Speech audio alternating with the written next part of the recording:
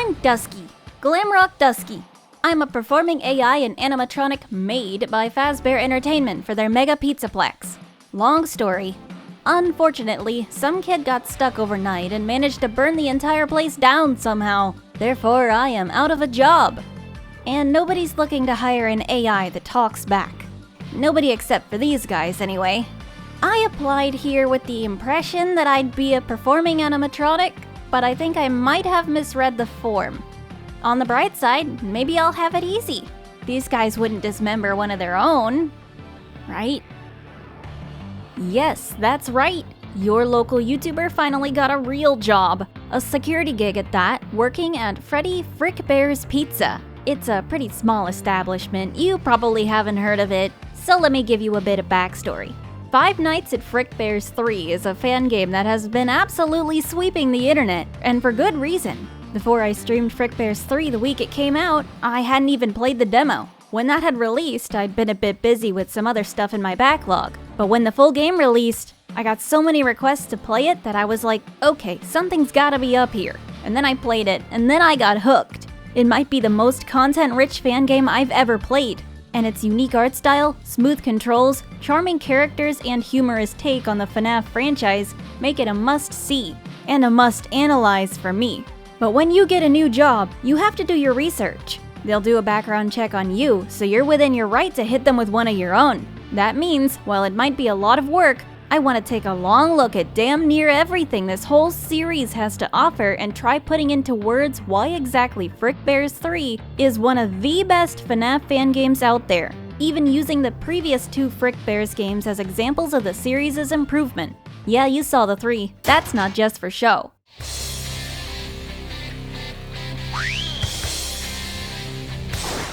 The Frickbear'S series, developed by Spooky Rick, started out on Scratch with the first game releasing on February 18th of 2020.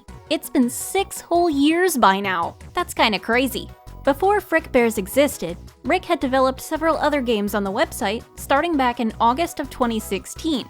Over time, you can definitely see the improvement, leading up to when he stopped developing on the site. The original Scratch upload of Frickbear'S 1 is not actually on Scratch anymore and must be played on GameJolt via HTML. Frickbear'S 2 is still there, because it apparently needs some adjustments to remove old cameos and voice lines, but I'm guessing in the future it will be moved over as well. Before we get to the main attraction, let's have a look at the beginnings. Even as early as this first title, you can see where the series developed its identity, with mechanics such as the doors being on hotkeys and being usable even with your mask or flashlight on. Every office mechanic in the third game is already present.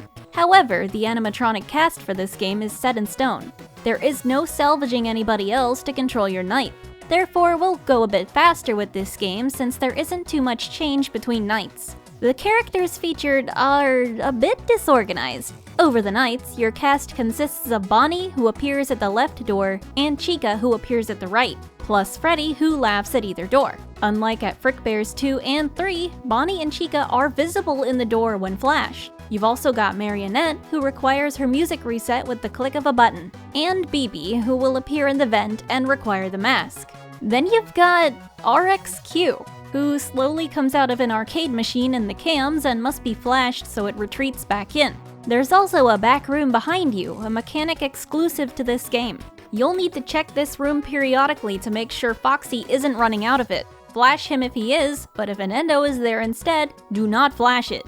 And if the subscribe button is there? Well, you know what to do. Foxy does warn you when he's right about to get out though.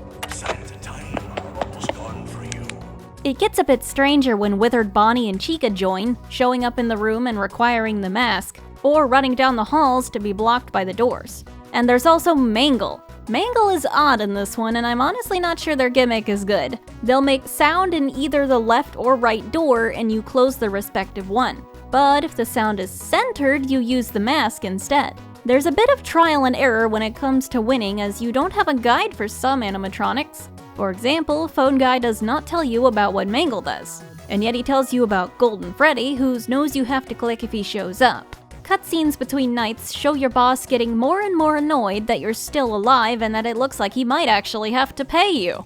Does that sound like anybody we know? Night 5 is a full-on boss fight with your boss. is Wario. Yes, even he has been here since the beginning. Immediately you're faced with a somewhat frantic boss fight that, despite the difficulty, I feel like you can't be mad at when hearing all of Wario's goofy voice lines.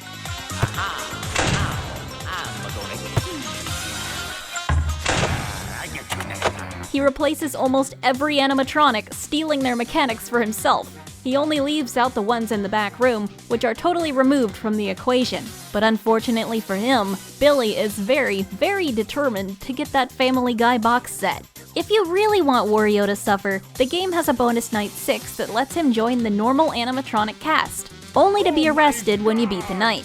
For a simpler first game, it still feels pretty solid everywhere except the fact you gotta reset the whole game and enter a password every time you die. How does the second one improve on it 2 years later? Heading to the second game's page, I remembered something about Scratch games. Most, if not all, games on Scratch are open source, letting others easily copy their code and make what are called remixes. For example, there are a lot of them that just color the game in, as the original is primarily monochrome with some red. It's interesting to think about how FrickBear'S has always been so open to modding. Maybe not by choice back then, but it's a charming thing to have carried over to the third game despite the engine switch. FrickBear'S 2 has you playing as Wario, and the intro cutscene this time around is considerably more impressive, especially for a Scratch game. Wario was indeed canonically arrested in FrickBear'S 1, but 5 years later, he's out of jail and catching up on the happenings, which include that a new FrickBear'S establishment is opening without him. As the former owner of the franchise, he's got to know what's going on inside, so he applies to work there as a nighttime security guard. This game is where difficulty settings debut, but unlike 3, they do affect your ability to achieve a specific ending. Otherwise, this game is very similar to FrickBear'S 3, to the point I'd be willing to call 3 a sort of remaster plus huge content addition for this game. After each night, you're sent to salvage animatronics for the pizzeria, meeting psychic friend Fredbear at the entrance, who gives you instructions on how many you're required to grab depending on your difficulty. Unless you're playing on hard, you can take up to 3 if you want. You're not prevented from getting more than required. Your reward for salvaging more than the required amount is getting more money. However, I'm not sure what that affects. From what I can see from some pictures in the files, there appeared to be some invisible ranking system, but there isn't any sort of shop in this game, at least not one that takes dollars. Research was done, and you can get different endings if you play the game on hard difficulty. Still does not seem to have anything to do with money. The locations you visit after each night are the first and second restaurants, alongside Fazbear Frights and the FNAF 4 house. I found it amusing that they even use the same music in both games, but the color scheme does not change here, remaining a pseudo Game Boy green. Though, when you're looking to salvage an animatronic, what's unfortunate is that the game won't tell you what they do until you've picked them up. That makes it somewhat easy to end up in a trickier situation than you want. A minor quality of life inclusion, though, despite it being easy to skip their dialogue, especially when you might trigger a conversation by accident while holding the sprint key, you can't skip the actual salvage prompt and accidentally select yes.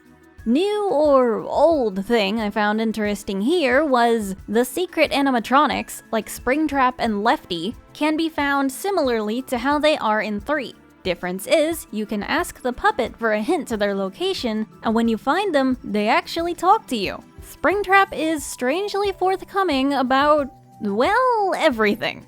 In 3, the only ones willing to chat are Scrap Baby and Molten Freddy. Speaking of Molten Freddy, for some reason he is a beatboxer in this game.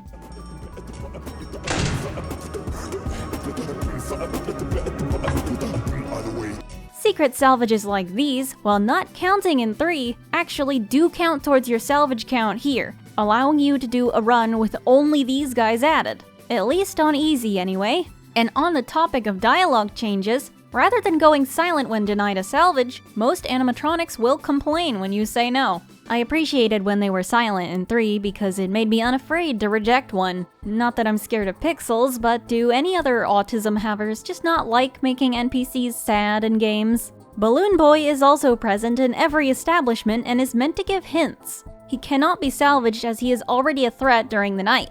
Mangle and Mr. Hippo are the others already present in your establishment, although Mangle can still be salvaged. I don't know, man, never mind on the rules. In terms of night gameplay, one crucial thing to mention is that you can press 1 to blow yourself up. I'm skipping night 1 as it's still just Bonnie, Chica, and Foxy with the same mechanics as usual. That being, left and right doors, and Foxy's running from the cove instead of a back room now. When night 2 rolls around though, you get to see how the first iterations of characters you know from FNAF 3 functioned, now that you have some new guys. Plus, of course, Balloon Boy is now active and giving you a reason to use the Switch System button in the cameras to see him crawling in the vents. Most of them use the same mechanics here as they do in 3, but there are some quirks. For example, Withered Foxy appears in your front window and must be flashed. But he isn't as visually obvious. Instead of popping up and shaking, he'll be totally invisible if your light isn't on, which is why I died to him the first time I had him. Your cue for him being there is auditory only, that being the FNAF 2 danger audio beginning as soon as he arrives. And oh boy, fuck Toy Chica. She is such a bad bitch though. I will f the shit out of that robot, man. Toy Chica was really the bane of my existence in this game. I really didn't mind her in FNAF 3, that's why I took her in 2 as well. If you don't know or don't recall, she will send her cupcake to spy on you in your office before attacking, so you have to click on it and get rid of it before then. In the modern day, they make a little blinking sound if one is present, and you know, everything's in color so you can see the little pink thing that wasn't there before. In 2 though, well for one, they're completely silent, and also, they're the same color as everything else in your office, making them very easy to miss when stuff gets hectic. Although, Toy Chica may have been even more difficult than she was if it weren't for the addition of Lolbit on night 3. Assuming that I'm right based on the eyes. Lolbit isn't a threat. Rather, they stay on cam 2 and offer 2 helpful items you can buy with Frick Coins. Frick Coins spawn randomly on cameras and can be collected by passing over them with your cursor. The shop selection never gets any bigger, but what is here is very helpful despite the cost increasing each night. You have a security puppet, which you can send to any camera to totally get rid of any animatronic that would be there. And you have a battery pack which restores 10% power, which you're gonna need because this game's power feels like it drains kinda fast on later nights. Side note though, power doesn't actually drain at all if you aren't using any. Anyway, you can only buy 1 of each item. I preferred to send the puppet to remove Boxy from the equation. One time I tried using it on cam 1 with the theory that it would get rid of the main 3, but that didn't seem to work when Freddy spawned like 1 second later. Be aware that if you remove a camera, sometimes you can't collect coins on it anymore. And since I don't know where else to mention this, if you do run out of power, you get the usual, but Freddy can choose to play his song for a lot longer than I think he ever has in official media. And the night timer is still going during this. Now, let's talk about Withered Freddy. Why? Well, you know how these first 2 games use passwords to save progress? Well, I got my password for Night 5 while playing on Google Chrome on my laptop. When I went to try and beat Night 5 on my PC setup, about an hour into the night, the Spider-Man pizza theme would start quietly in the distance, and gradually get louder until it reached the end where it trails off, triggering a Freddy jump scare regardless of the doors being closed, the office temperature being the lowest it could be, and the mask being on. After which Freddy says, "How am I supposed to eat this pizza without my drink?" I was so confused I assumed it had to be some kind of anti-cheat for not grabbing other people's Night 5 passwords online, disregarding that probably not even being possible in Scratch. Well, it turns out that that was not an anti-cheat and instead Withered Freddy, who, despite being salvageable and therefore avoidable, was added to my roster on Night 5 for no reason. I'm just realizing now that I didn't see RXQ despite having taken him, so I think Freddy killed him. It might be a bug, I don't know, but either way his mechanic is super annoying. I had to start a new playthrough just to fake salvage him to find out what it was. Oh, I could have just looked at Custom Night. When you hear that theme start up, you have to go and find 4 pizza slices on the cameras before the song ends. They move with the camera scroll, so they're easy to miss. Really kind of unacceptable considering you're timed. I got lucky with placement once, but more often I'd be stuck on the 4th slice and lose it. So, anybody else ever gotten an unwanted Withered Freddy? Just curious if this is contagious. Thankfully, I did not get him during my secret salvage playthrough. Even without a pizza delivery, I was having too much difficulty beating Night 5 with Toy Chica involved, so I went back to my Night 2 password to eliminate her and replace her with Toy Freddy. In 2, Toy Freddy feels more like an unemployed roommate. He just sits on Cam 5 and plays video games all night, but sometimes he runs out of money and comes to your office to beg for more. You have to be proactive about grabbing Frick coins if you have him around, always making sure you have 5 on hand, meaning you can't buy the shop items as quickly, but you still can.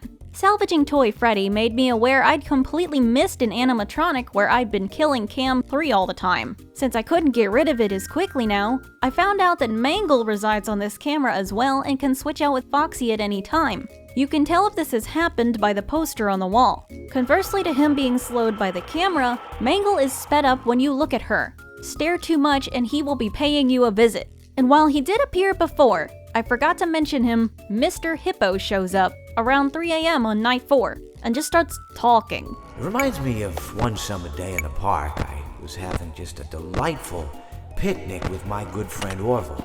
And I said to him, "He's just a distraction. He never killed me, but I think he makes noise which could annoy animatronics with that mechanic." Back on night 5, you beat it and you get your ending. If you didn't get the secret salvages, you get your check and head out. If you did, the surprise is... Oh my god! You get fired. If you're not on hard mode. I guess there is no way to get these guys without getting fired in some way. Ha ha ha! Custom Night is available on startup, but first there is a Night 6 you can access if you enter 4 white dots in a row at the top of the grid, and it pits you against, allegedly, Mecha Wario. However, it doesn't really tell you what to do, so... You never stood a chance. There's someone in the comments who says he's unbeatable. I can't really check that considering I was not able to beat him. I tried to find a solution in the code, but I don't understand Scratch at all. The heck does it mean to start as a clone? Will say he's a fair bit more creepy and or serious than the other Wario boss from before. There's more story than this too, but it is a bit vague. I found some images in the game that, with a bit of help, I was able to confirm come from a hard mode playthrough, but I haven't found anybody with any theories on what they mean. The Custom Night offers some additional characters, some we could have salvaged, some we never saw. We're able to see what trouble we could have had here. Alongside these Custom Night characters are even more totally secret characters, which you'll see if you choose LOL's hacks for your night. Unfortunately, you aren't told what to do when these characters show up, but there are unsung heroes in the comments to help with that. The guest characters are as follows. You might recognize some. Vector the Crocodile. Yes, the Sonic character. He will just talk at random throughout the night, sometimes giving reminders to use the fan. Doesn't look like that fan is switched on. Or commenting on what's going on in the office. This is like some weird alien zoo. Besides making noise, which can aggravate characters such as Lefty, he's harmless unless Solid Snake is added. You have to find his bomb on the cameras before it explodes. He will eventually blow it up himself, but if Vector's around... That looks like a bomb! You don't get much time. I never found the thing. Michi. She steals the music box reset button from the shop and wants you to buy it back. Would be a problem if the marionette was active. Once satisfied, she does not return. Grillmeister. He just kills you if you wear the mask too long. Nexus makes the office temperature increase faster, but will kill at 99 degrees. Conroy will announce himself before he drops into the office and aims at you. Put the mask on quickly, I think before he stands up, or he'll blow you up, mask or not. And Rodney, hello. Don't wear the mask when he's in your office. Before he arrives, he'll complain in the distance. I'm not sure if he really does, but he implies he'll appear if you make too much noise. Alright, come on, just make a noise or something so I can find you faster. I just want to get this over with. After dealing with a guest character, they disappear for the rest of the night. Well, I sure talked for a while about FrickBear'S too, huh? And I probably still missed something. Still, I hope that look at the earlier games in the series was interesting, or at least puts 3 in a bit more context. I think they're important to acknowledge to see how far the series has come. But it is at long last time for what I imagine most people clicked in for. You know, I think it might be time for Oatmeal's Intermission Quiz. It's such a long video that I figure it's not suited to just 3 questions, so you have 2 chances to prove yourself. Isn't that generous? Get on in here, girl.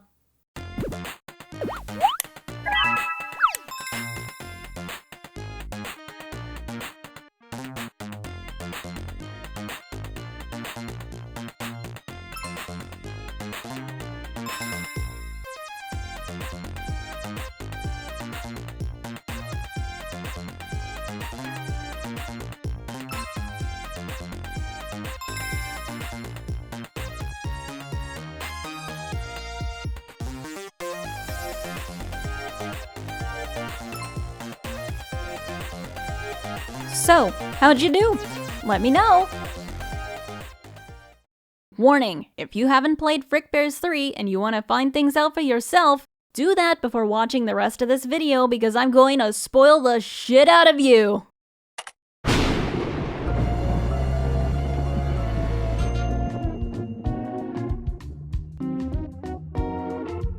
Five Nights at FNAF 3 is a fan game whose reputation precedes it. The first 2 games, I am pretty sure anyway, released in full with no demo, leading to somewhat limited exposure and shelf life. But for the 3rd game, debuting with a demo over a year ago allowed FNAF 3 to build some hype. And I mean a lot of hype. If you're in the FNAF fandom or even adjacent, I dare say there's no way you haven't seen this cartoony, high-saturation art style flying around on Twitter or someplace else. Whether it be from fan art of uniquely stylized characters or yet another ridiculous Night Guard mod where you get to play as a tennis ball. Hell, I've seen people who have never even touched FNAF express their love for this game. Its popularity is so great that I have seen a non-zero amount of people assume the 3 in the name doesn't even mean anything, totally aware of the entries that came before it. Which is fair given the story of 3 is entirely self-contained, so you don't need to play the others to understand it. Although it might give you some context as to why Wario of all characters seems to be almost haunting the narrative. The 3rd entry takes the foundation formed in FNAF 2 and massively expands on it with brand new fully 3D environments, a revamped art style now in full color, 4 different endings with some even featuring exclusive characters, and an animatronic cast of around 56 psychotic faces, both friends and foes, soon to include at least 13 more, so stay tuned for that. Animatronics have been carefully crafted to the point no combination is impossible to handle, and as someone who has been wanting to make a fan game for a while, planning around mechanic conflicts is hard for 6 characters. Managing it for almost 60 is insane. Coupled with all that is far more in-depth gameplay, lots of quality of life improvements, looking at you, Toy Chica, and just so much personality it seems almost impossible to find a flaw. As stated before, it even supports a very popular modding community, with templates provided for you to be able to hire just about anyone or anything you can think of for a deadly minimum wage job. This fan game might be the most replayable FNAF fan game in the history of FNAF fan games. Holy glaze, I know, but I can at least be like, analytical with my glaze, have a fun time, tell a story. There's genuinely so much in this game that at the point of writing this, I'm honestly quite intimidated for the rest of the video. However, I've been talking the talk and I've got some neat surprises for later, so it's time I walk the walk. We have to start somewhere, so let's just jump into a casual low-stakes week of 12 to 6 a.m. shifts. When starting a playthrough, you have the option of 3 characters to start, with a 4th individual revealed after you've cleared them, with Jeremy being easy, Mike being normal, Vanessa being hard, and Fritz being lunatic, which, if the name wasn't clear enough, is for masochists. They all have different cutscenes that really differentiate them from being just skins. However, I am playing as myself. I promise I kept core story beats intact. I put a lot of thought into the story for this mod and how my character ties into this universe. So I hope you like what I did with that. Night 1 usually doesn't seem like a lot, and at first glance, it isn't. You've got your standard tutorial via a phone call, although something seems to happen at the end. I'm forgetting about something.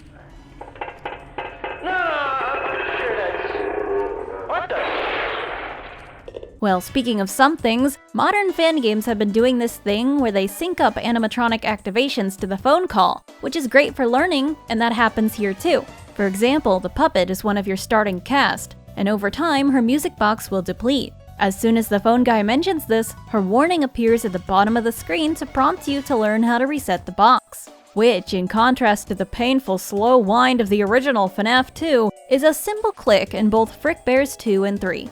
Dealing with the other animatronics is just as snappy too. What I love about this series is that it doesn't drag things out. Originally, you might close the door on Bonnie or Chica and have to wait ages for them to leave, which could result in your power being unfairly drained to end your run. Instead of that, here, when you block an animatronic, they are sent away immediately with a thunk, making gameplay way smoother and eliminating the possibility of a death to movement opportunity timers.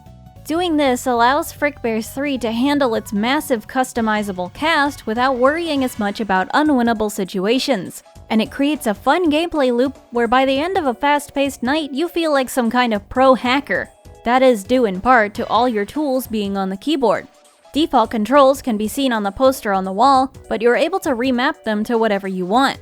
I do wish the poster reflected that. Your left and right doors are on A and D, cams on S, and mask on W. You've also got a flashlight on Z, and the fan is on X, used to lower your office temperature, which increases over time, causing you to pass out and die if you let it max out. Tonight's not all that crazy though, but when I mentioned the office doesn't seem like a lot, I mean it isn't in comparison to the tablet. When opening your tablet, you might be intimidated by all the stuff in here. Of course, you've got cameras and vents as usual, but there is also a shop run by the friendly Mendo, alongside a tab for minigames. You might have noticed the return of spendable coins in the top right, now called tokens. Far easier to pronounce than frick coins, You'll gain one for fending off most animatronics, though some characters, such as the puppet and the Endo, do not give any. I guess cause they're too easy? You can spend tokens at Mendo's shop for a wide variety of really useful stuff. There's an hour-long door blocker, an auto jump scare parry for the next guy who tries to get you, a small refuel on your power, and even a clock that lets you skip an hour, or one that lets you rewind. If you'd like a lighter wallet and a bit of happiness on the job, you can also buy the pickles. Whatever your choice is, you can hold up to 5 items at once. But geez, these prices are high if we only get 1 token per win. How do you afford anything? That's where the minigames come in. You don't start with many, but you can grab more during your playthrough. Playing them can rack you up quite a lot of tokens if you're good at it. Don't worry about needing to open and close your tablet repeatedly to deal with threats in the middle of a game either. As has been the standard for the series, with the hotkeys, you're able to close doors and use your fan with the tablet up, relying entirely on sound cues to know if someone's gone. Minor nitpick though, I wish there was a slightly different noise for opening a door so there was less chance of accidentally leaving one closed while not looking at the office. For flashlight and mask characters though, you're gonna need to be able to see them. If the tablet is closed or the tab is switched mid-game, it will pause and save progress as long as you don't switch what game you were playing. Yes, the cameras have hotkeys as well, I just never saw them as handy since the mouse is easier to use than the numpad or top row on the keyboard. Backing out of the menus, besides Bonnie, Chica, and the puppet, finishing the first night is as simple as listening for the sounds of Foxy running or Freddy laughing loudly on either side. One night of employment done! I can get back to... No. As I left my first shift, I got a call from the boss. Turns out that other guard stopped answering his phone, so now I have to take on whatever salvaging job it was that he had to do. Said job requires me to venture into the abandoned Freddy's locations from, I think, before the boss took over the franchise. And that starts with heading to the oldest one, Freddy Fazbear's Pizza. Welcome! You're the new hire, aren't you? On arrival, I met with this little guy who introduces himself as my psychic friend Fredbear. He explains that I'm not allowed to leave until I have 1 animatronic with me, which I'll be taking back to FrickBear'S to add to the cast. The amount of animatronics I have to get varies with difficulty. You'll see me sticking with a single animatronic per night on easy mode for the sake of being able to script this video faster. My friend, let's just call him my PFF, assures me that the animatronics here aren't hostile and are open to conversation, but may not be as friendly once they're back at FrickBear'S and realize we plan on using them for parts. After he lets me go, it's time to walk around and meet everybody. I can show something else off now that we're here. This game does something I don't think I've ever seen another fan game do. It syncs certain visuals to whatever music is playing. If you look at the bouncing the characters here are doing, it's in time with the music.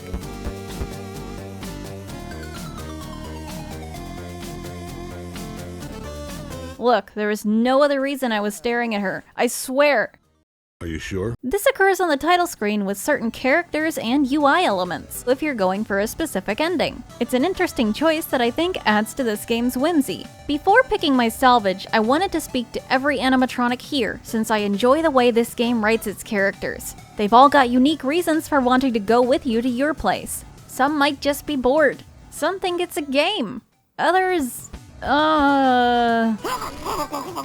After you've met your quota, you actually can't speak to any of them anymore, which is kind of a bummer, but I guess their dialogue wouldn't make sense if you could, and I know I wouldn't want the task of writing like 47 rejections. On this visit, I decided to go with Withered Freddy. On my blind playthrough stream, I had Withered Foxy, Bonnie, and Chica, and was curious what the last old soul would be like to deal with, especially after he was so strange in the previous game, and also because I like how much he comes off like an old grandpa. I'm awake. Before salvaging a character, you will vaguely be told what they do. Pretty sure there are 8 defense types an animatronic can have. Office, which implies they'll be visible from or appear in your office. Doors, vents, flashlight, and controlled shock should be self-explanatory. Cameras, which means you'll probably be finding and or staring at the character. Point and click, meaning you gotta click something. And avoidance, which implies you should not do whatever mechanic is above avoidance on their profile card. For example, the blank Endo has flashlight and avoidance, because it will appear at your window, and if you shine your light on anything, even in the cams, you will die. Once you decide to go through with the salvage, that's when you'll get the details on what you just signed up for. The animatronics aren't the only thing we can play with here.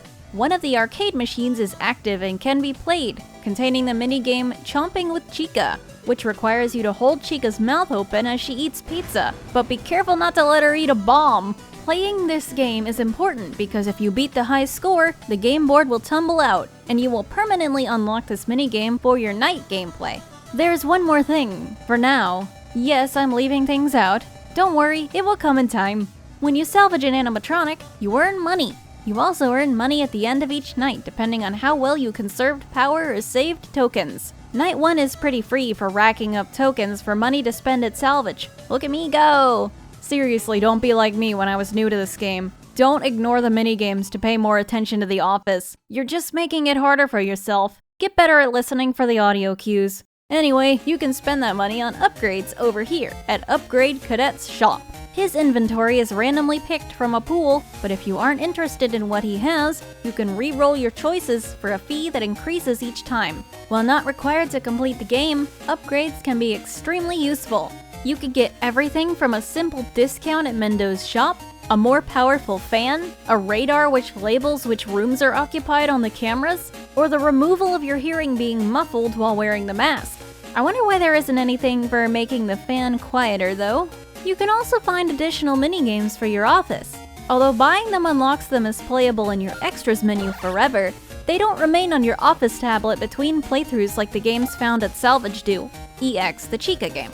However, some can be way better for getting tokens, like the carpal tunnel simulator they call Cupcake Clicker, or the gambling temptation that is Scott's Slots. Then there's always one thing you can't re-roll, Talbert's Files. Well, I don't have the money for those right now, so it's not important. Oh, up there you might see I have a little present box. I got it from the Chomping with Chica cabinet, because when I played it this time, I already had the game unlocked.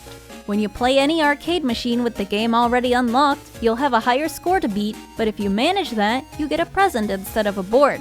If you take the present to Upgrade Cadet, he'll buy it off you for $5. So if you're just short of something you want, that's an option. Sometimes. Lastly, Cadet can tell you a story. He charges a small fee for it, and as far as I know there isn't any obligation to ask for it. But he's technically Candy Cadet, so there have to be stories. Not that many, though. I was kinda surprised when he mentioned he was done after telling only 4, one of which wasn't even his. Anyway, for upgrades, I got a stronger flashlight and an automatic 5 tokens on starting a night. Well, before leaving here, there is one thing I wish this game had. Normally, you have the helpful option in the pause menu to review the mechanics of the animatronics you have, but it only works in the office. The game will save what part of the night you're in. You can either leave off in the office, in the post-night, which is when cutscenes take place, or during salvage. Therefore, you're able to quit after beating the office part and come back later to do the salvaging. I would personally like it if you were able to review your animatronics during salvage as well. During the making of this video, sometimes I would quit after the office and not exactly remember who I had on my roster when I came back later. I just feel it would be a nice quality of life thing to help avoid grabbing someone only to realize, oh crap, this guy does not work well with the other guy I forgot I had. Minor critique aside, with some upgrades and a giant bear in tow, I headed back to the entrance for night 2. On the next shift, the phone geek calls in to let me know that our last phone guy was crushed under the weight of a copious number of tungsten blocks. I'd like to compliment just how hilariously natural this line delivery is. It's still lying there. I think he still may be in it, actually.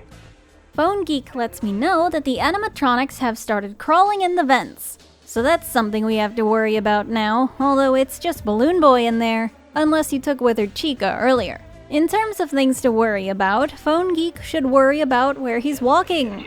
So, if you'll excuse me, I'm gonna recklessly meander my way over towards the exit door. Vent characters, barring one anyway, are barely a threat on their own. They can be tricked when you place an audio lure, but you can also just let them come by and mask up when they get too close, their eyes visible at the vent entrance as they alert you to their presence. You have a heater in there too, but it also heats up your office, and I haven't honestly encountered anyone that really needed me to use that to scare them off. Skipping ahead to 3 AM, with this time being earlier on higher difficulties, you will begin to see your new additions activating. For me, this comes in the form of a big old bear emerging from the left side of my front window to begin his endless pacing back and forth between my doors. I have to close whichever one he's facing when he gets too close to that side of the window, hear a repeat forever. As the night progresses, and on later nights, he gradually speeds up. Well, it makes more sense than his last mechanic, I guess. Kinda draining though. Fast forward to salvaging. This time I am sent to the FNAF 2 location, home of the toys and official home of Balloon Boy. Although in this universe, these animatronics are mass-produced in order to explain inconsistencies that'll come up later. Therefore, this BB is not the same as the one at my place, and he's bolted to the floor, so I can't start a collection. If for some reason I would do such a thing. His sister JJ is also here, trying to play hide and seek with her brother. A whole different pizzeria would be a great hiding spot, but I didn't play along, so I could take Toy Bonnie instead, who ironically is almost the exact same mechanic-wise, just with a bigger ego. Though perhaps that's unfair. Despite it barely mattering in the long run, the vent animatronics do differ in speed and IQ, with some more likely to be tricked by the audio lure than others. Toy Bonnie is a faster one, but a dumber one. The arcade game here is Puppet Patrol. The game has you controlling the puppet as it keeps an eye on crowds of kids. It'll ask you to click on a certain one, but it is too dark to see it normally. Using the occasional scrolling light bar, or a flashlight on your right mouse button, you can pick out the kid the puppet wants, with crying children always fetching extra points. But be careful not to let your flashlight run out. After selling my present, I picked up Power AC, which cools my office faster, and left. It's on to night 3 now. Let's try shaking this up. I'll be honest, this run doesn't have anything special going on, so I don't see why we can't just hop to the salvage locations with a quick touch on what we did and who we got. For now, anyway. After night 3, I headed to Fazbear Frights and dealt with clearing out hair pairs, a somewhat difficult card-matching game where you must strategically clear the whole board within a certain time. It's definitely one of the trickier ones. When looking for a salvage, you are gonna be doing a lot of crawling through vents. It's basically the only way to get around this place, and it's a little easy to get lost. Since FNAF 3 didn't have that many new animatronics in it, the pics are a bit funny. Apparently, when staff went to retrieve the old yellow rabbit animatronic they wanted from the old pizzeria, they couldn't get to it as it was sealed in a back room. Thus, they have had to resort to using cheaper franchise models like Mr. Hippo and Music Man! Others present are still sort of phantoms in a sense, misplaced as part of the physical realm. For my salvage, I took Helpy, who will place pop-up ads on my screen occasionally. What is especially irritating about Helpy, though, is that his pop-up windows don't block you from clicking on whatever is underneath them. That can result in you clicking into a different minigame than the one you're playing, or using an item before you intended to use it. That reminds me of a similar issue with the confirm button, which by default is space. If you pause while over a prompt, such as a salvage confirmation, or while playing an arcade cabinet, pressing space to resume the game will also count as you pressing space in that menu, as there is no buffer to prevent the input from going through. This is not fixable by remapping your controls. My upgrade this time was Mini Multiplier to increase token gain from minigames. After night 4, I visited some person's house. Breaking and entering! Finally, the boss wants me to do something fun! Inside this person's house, I picked up Plush Trap. Perhaps you have heard his name before. He's by far one of the most hated animatronics in the game, likely on account of being British. So I intended to get him unlocked early and easily, since if you beat a night with a character active, they are unlocked in your custom night. And I certainly didn't want him involved in any of my later extracurricular activities. Although I hate to tear him away from his favorite channel, being honest, Plush Trap is hated because of his mechanic, which is quite different than the usual. When your monitor flips down, he'll sometimes appear at either side of your window and quickly hide. You have to flash whatever door he was closest to. Keeping track of him is obnoxious when too much is going on.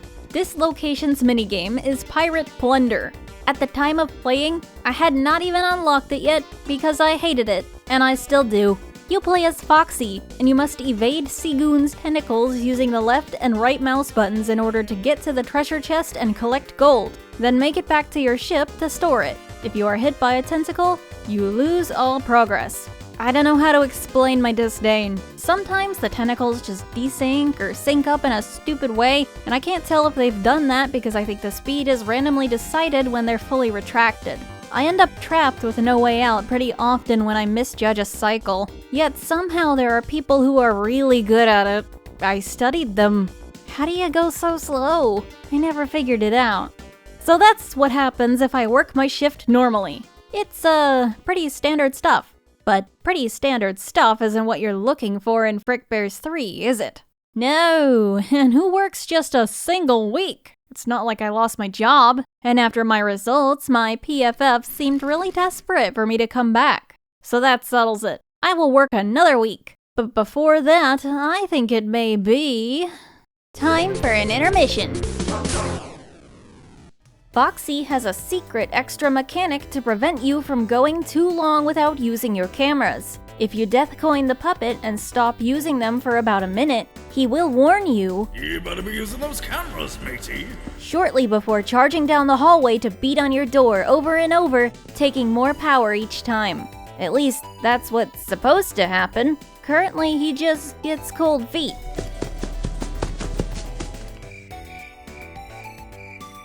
Foxy's voice actor has confirmed that this is not intended behavior, and that the Rage mode will only work correctly on higher AI levels. I wonder if this was an attempt at a patch to stop players from using this to their advantage. In earlier versions, you could bait Foxy into hitting laser doors instead, which would result in him failing to take your power and instead turning himself into a tortured token generator.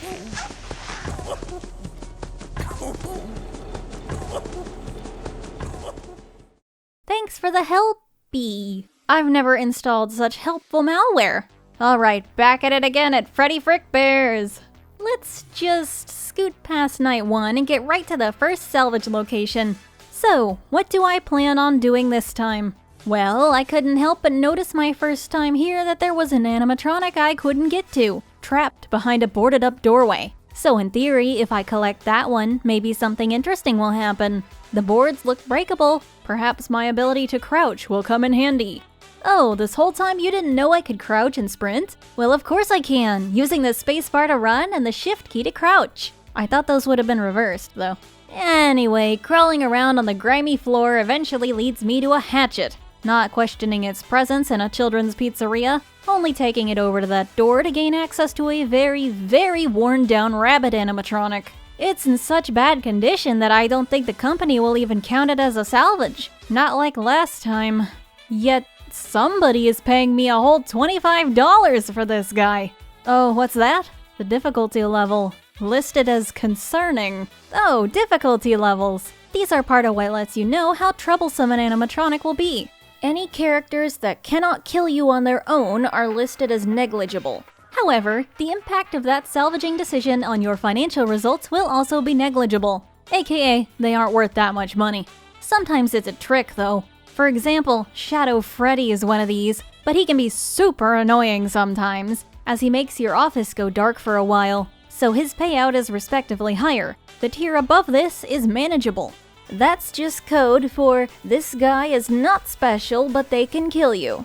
Every other regular animatronic has this tier. Instead of just sitting in the vent or causing a small office effect, manageable animatronics require you to act. Whether that's flashing them, shocking them, blocking them, you get it. But I called them regular still. That's because they are not part of the special group of these secret animatronics, found by searching hidden areas in the buildings. A few secret animatronics are labeled concerning no matter how concerning they actually are. You're better off using the cash gain as a better indicator of their difficulty. Springtrap here is pretty bad, as someone who won't ever leave your door if you forget about him. But some of the other secret guys are not that bad at all. I'm getting ahead of myself. I already have him, so with that I focused on taking a simple threat alongside him to avoid getting overwhelmed. That was Withered Chica, a vent character, simple to fend off with just the mask. If I could just squeeze my big butt past here. You're what? I don't know if there's that much of a point in talking about Upgrade Cadet for the time being. I'll skip him from now on. In the throes of Night 2, Springtrap's danger becomes evident. While he begins in the furthest room, he will try to slowly approach the office. I did not notice it at first, but this is accompanied by a sound cue. One that sounds like moving a chair across a polished floor. It gets louder the closer he gets, until he is right outside your door. To keep him away, you must follow his progress through the cameras, flashing him backwards through each, one by one, until he's back in timeout. He reminds me of FNAF 1 Freddy in that if you keep him tightly leashed, he isn't a big issue. But it can be bad if you lose track of him, especially on higher AI levels. Shift 2 down. Hopefully there won't be any more— There you are! Ah! It's you. Why are you here? What? Have you been stalking me thinking I just forgot about what you did? I don't— Showing up here in that ratty old f***ing— I've never seen you in my life! She makes a good point. Why did I salvage— Wait, what did she say? Springtrap? Who the hell is Springtrap? The spring bunny— Oh, the thing I took last night, okay. It did say that on the paper. Well, I've definitely overreacted. That voice, it isn't quite the same as I remember. Look, she is horrifyingly familiar, but I think she's worth hearing out. And we're in a video, let's not hold it up for lore, huh? About Springtrap, then. What's her angle here? The White Rabbit explains to me that moldy old suit is part of an animatronic set she's been looking to collect, as some kind of Freddy's franchise superfan. She noticed I got one of them last night, and now she's hoping I'd be willing to grab the rest, which are apparently hidden at the rest of the abandoned locations. I don't know why she can't do it herself, or why she expects me to do this for free. Whatever reward she's hinting to, better be worth it. On arrival to the home of the toys, it's time to puzzle out how to find whoever it is she wants tonight. I wonder if they happen to be behind this locked door. But you know, it's locked. I don't have a key. Where is the key? For more information, I must resort to interacting with things, most notably these notes on the wall. Previous workers at this place described their thoughts on and interactions with the, at the time, advanced technology. There's explanation on why animatronics even have a listed threat level. Complaints about customers getting free tokens from shoddily installed coin slots. Ah, here's something. Looks like a worker was having trouble with Balloon Boy stealing things. One of those things being his car keys. He likes keys, huh? Time to interrogate him. Or actually, it looks like I'm going to be interrogated instead. Balloon Boy won't hand over what I want without a quiz. And despite those being my cat's specialty, they aren't mine. It took me a minute to get all 3 correct. I mean, come on, I don't want to do math. Anyway, key in hand, that door opens up and reveals Lefty. The paper says Lefty's just event guy, so there must be a catch if I'm getting a whole 23 bucks for this. Either way, I'm sure he will have fun with Toy Bonnie. I'm just gonna clog the vents with robots and let the landlord deal with the consequences. The inconsistency with characters I mentioned earlier comes up here, where you know there's a puppet inside of Lefty, but the puppet exists at the pizzeria too. Just thought it was worth showing off. Tomorrow it's time to see the 2 in tandem. Lefty, it turns out, is not lured by audio, he is scared by it. The lure works to prevent him from getting close to the vent entrance. He will actively avoid wherever it is. Therefore, I would put it at the front of a vent and just deal with everybody else coming to see it. That doesn't mean you can just leave him though. He may try to go around if you leave him unattended, so it is necessary to swap it between entrances sometimes. However, he might also get stuck in either corner if you time your placement right. Why is it so important to stop him from getting to the entrance? Can't you just mask? Well, not for him, no. He's a lot smarter than the others and it doesn't fool him. You can put the lure right on top of him to shove him in a random direction in a pinch, but that doesn't get rid of him if he's already seen you. And you'll never guess who else has seen me. Well, look at you, you little lunatic. You actually pulled through. After a weird compliment about my masochism, she implies there's more going on here. Stuff I don't know cause I'm such a recent hire. Well, if you know so much, tell me, I can handle it. I guess I should have known it wouldn't be that easy. She's using the info as a hanging carrot to get me to keep doing what she wants. I don't think that metaphor was actually incorrect. And off she goes. I hope she's not saying what I think she's saying. Tonight, it's time to search the bowels of Fazbear Frights. The location of my prize is not as immediately obvious. Neither was the keypad hidden on the wall of the security office. It's good to know where that is, but I don't have the code. It is once again time to interact with things.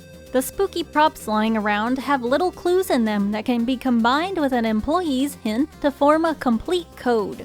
It's actually quite similar to the logic puzzles they used to make me do in gifted education. Did any of y'all have that, or never mind?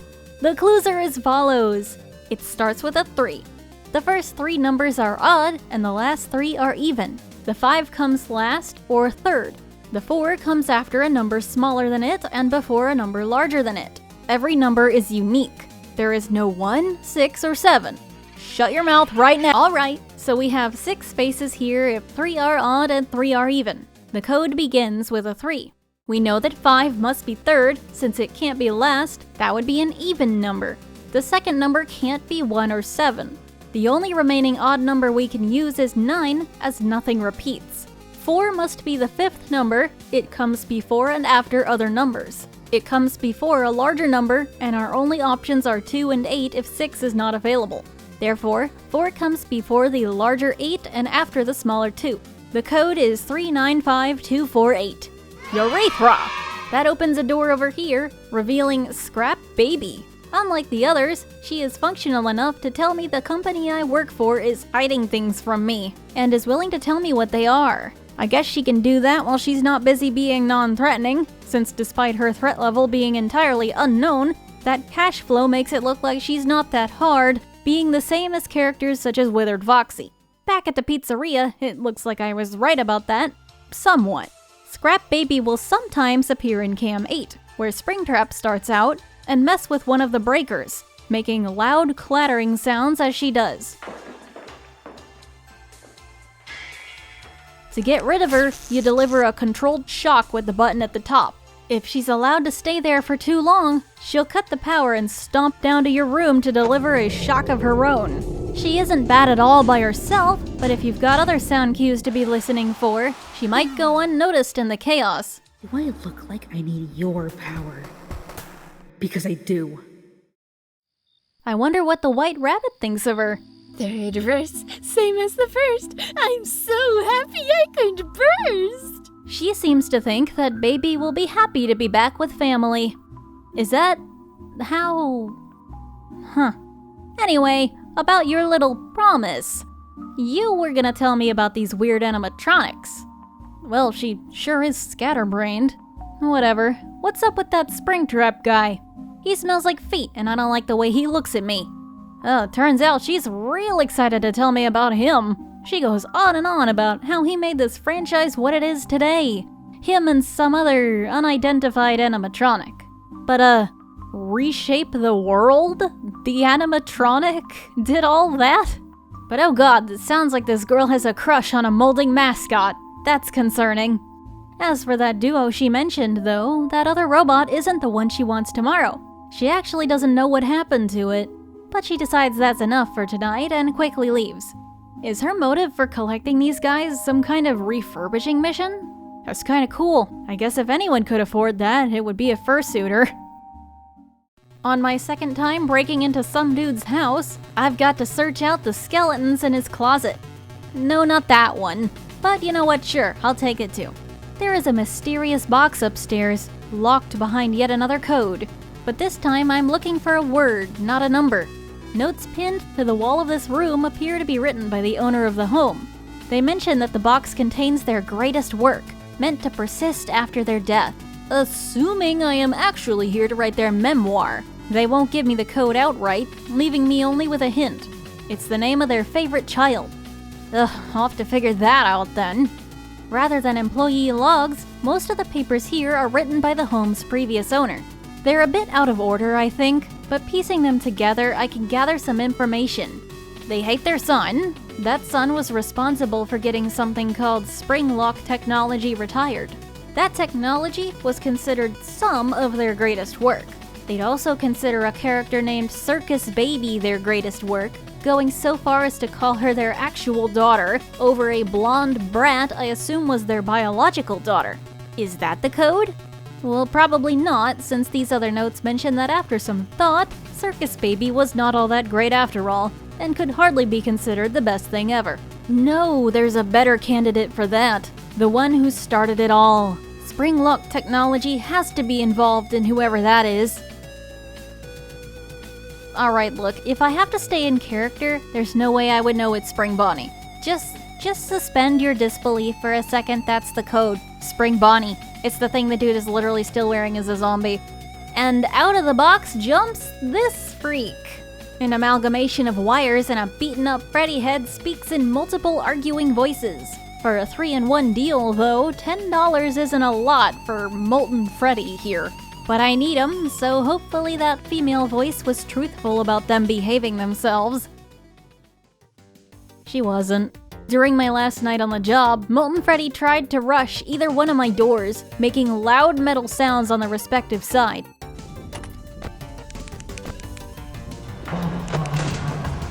All it takes is a closed door to prevent that. Not too much to discuss there. If you were wondering about the skeleton, that's Nightmare Own. Sometimes he'll drop into my office, lifting his head to stare at me. He won't do anything if I don't look at him, so not too bad. That wasn't much for night 5, so let me touch on this coin up here. If you're unfamiliar with the official FNAF game Ultimate Custom Night, this here is a death coin. When used, it kills an animatronic, completely removing them from the night. I got an upgrade from Cadet earlier that starts me with a death coin every night. That will be useful information for a little later. Well, sure, everyone was faster tonight, but I made it. And right on cue. Oh, you beautiful, beautiful little thing, you! Whoa, hey, I don't know you like that. So, what's my reward? She's acting like she's trying to think of a reward on the spot here. Hey, what do you mean, give you a day? Oh, let me guess. You need to go rob a bank to give me the money. Damn, I knew going through with this was a bad idea. Oh, it's not money. The rabbit is really hyping this reward up. Like, I'm gonna feel like my life's been leading up to this. That this is to die for. The last time I did that, it sucked, so I'm staying home if that's the case. I don't know. The look you gave me earlier suggests it may not be a joke. But what am I supposed to do? Just leave and never find out what this was for? Nah, I have the keys. Who's gonna stop me?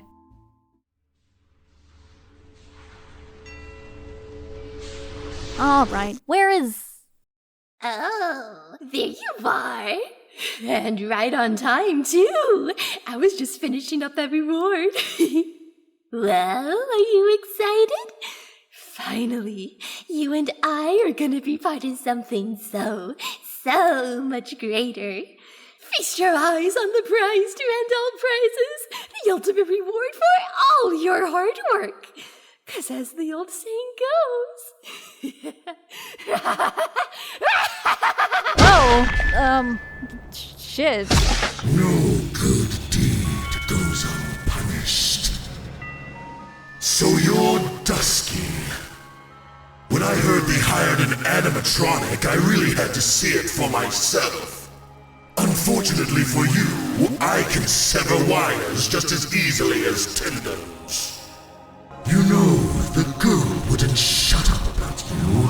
I was sure the stranglehold I had on her mind was absolute, but somehow, whenever she talked about you, I could feel it loosening. Well, I certainly could have done without the incessant flirting, but I must thank you both. You two have played your parts incredibly. Really, I mean it. That old suit was rather limiting, as much as it meant to me. But now, I've become something far greater, far beyond anything the rest ever were. And with this body, I will reshape this world into my own, deliver retribution onto its wretched populace. Oh, don't give me that sour face. You don't have a thing to worry about. After all, you won't be here to see it. I think I'm in trouble. Hello? Hello? Looks like you're in quite the snag there.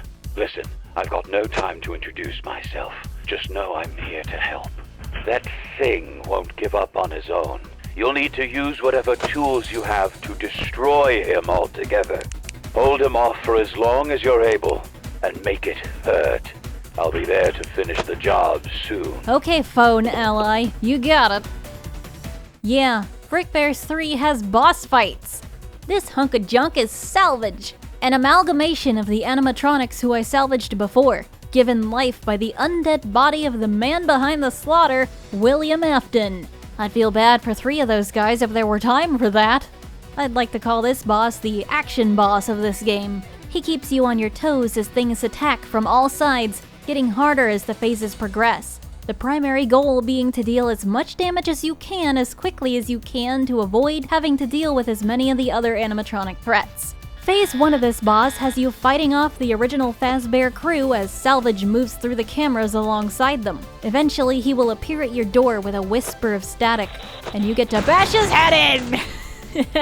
It's perfectly fine to wait for him to come to you, but it is slower and you risk the others having a go at you in the meantime. If you find him on the cameras, holding the light on him will send him clattering over much faster. Every time you concuss him, he'll lose HP until he pulls out a new trick. Fighting back, are you? Good. I was worried this would get boring. He's going for the breakers. Shock him at the source. He's summoned in 2 more of my characters and started going for the power. Now, alongside using the doors, you'll have to find Salvage when he attacks one of the breakers, knocking the lights out in the office. Shock him at the source! AKA there'll be multiple warnings, but you have to find where he actually attacked and shock him there. You're quite the stubborn one. You know you're only delaying the inevitable. He's seeping into the vents. Cut him off before he gets to you. His next trick is to enter the vents. When you hear a squeaking sound, that's your cue to look inside for the wires snaking in and cut him off. With him still resorting to his past tactics, things are getting frantic. But that also means his health is dropping faster and faster as his attempts on my life are thwarted. God bless Mendo. Make yourself useful or I'll slash you to scrap metal. Breached your office. Grab those wires and launch them out. Just one more move to deal with. Man, these wires are everywhere. You've got to grab them and launch them out of your office when they appear. But seriously, how many eyes does this guy have? Molten didn't have that many. What, has he got like a bag of spare eyes he's been saving for the moment? Can you get a bag of 300 on the TikTok shop? Oh, speaking of shops, I have this handy little death coin I got from Cadet a little while back. We can use it to avenge Mendo, who actually dies during Phase 5. But be sure to use it before Phase 5, because on reaching it, Salvage will take any remaining power-ups away.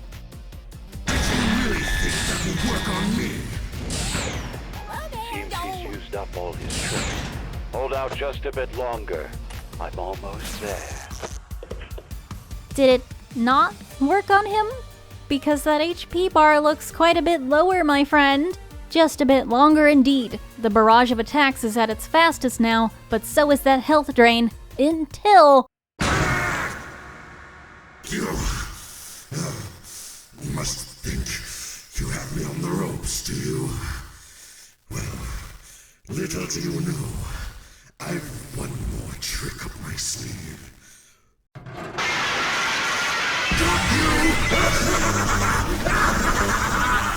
Did you really think you could defeat me? You, the little morsel you are! You are nothing! You've always been nothing, and that is how it shall remain. Once I'm through with you here, you'll be forgotten. Not even a footnote in my legacy. When this is all over, I'll... Say, is it hot in here? Or is it just me? I'm sorry I had to do this. But if you play with fire, you're going to get burned.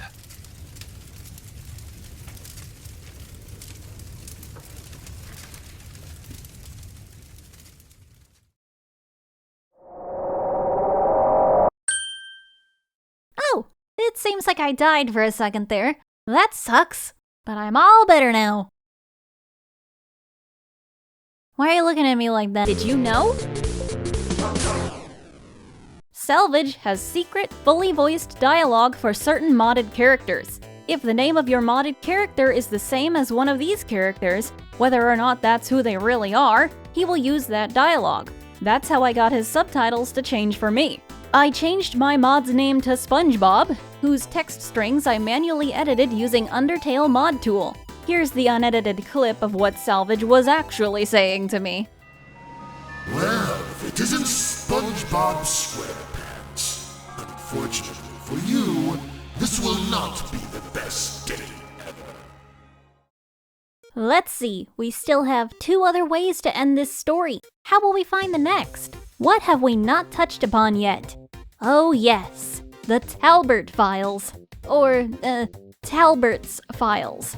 The very expensive item that Upgrade Cadet always carries, even through rerolls. For those unfamiliar, the name Talbert has a bit of comedic backstory to it. In FNAF 3, Talbert is the last name of the previous owner of the Fazbear restaurant chain, one Phineas Talbert. But that, in of itself, is a reference to a widespread hoax. Forgive me if I get some info wrong, though. I didn't pay that much attention to it when it was going around. The Talbert Files was supposedly an early unreleased version of the Freddy Files, an official lorebook/guidebook thingy released by Scholastic in 2017. In April 2024, someone on Twitter claimed that it was discovered by someone named Entom alongside an email from Scott Cawthon himself saying the recipient could do anything they wanted with it. The biggest red flag to people should have been that old man had any experience with fanfiction.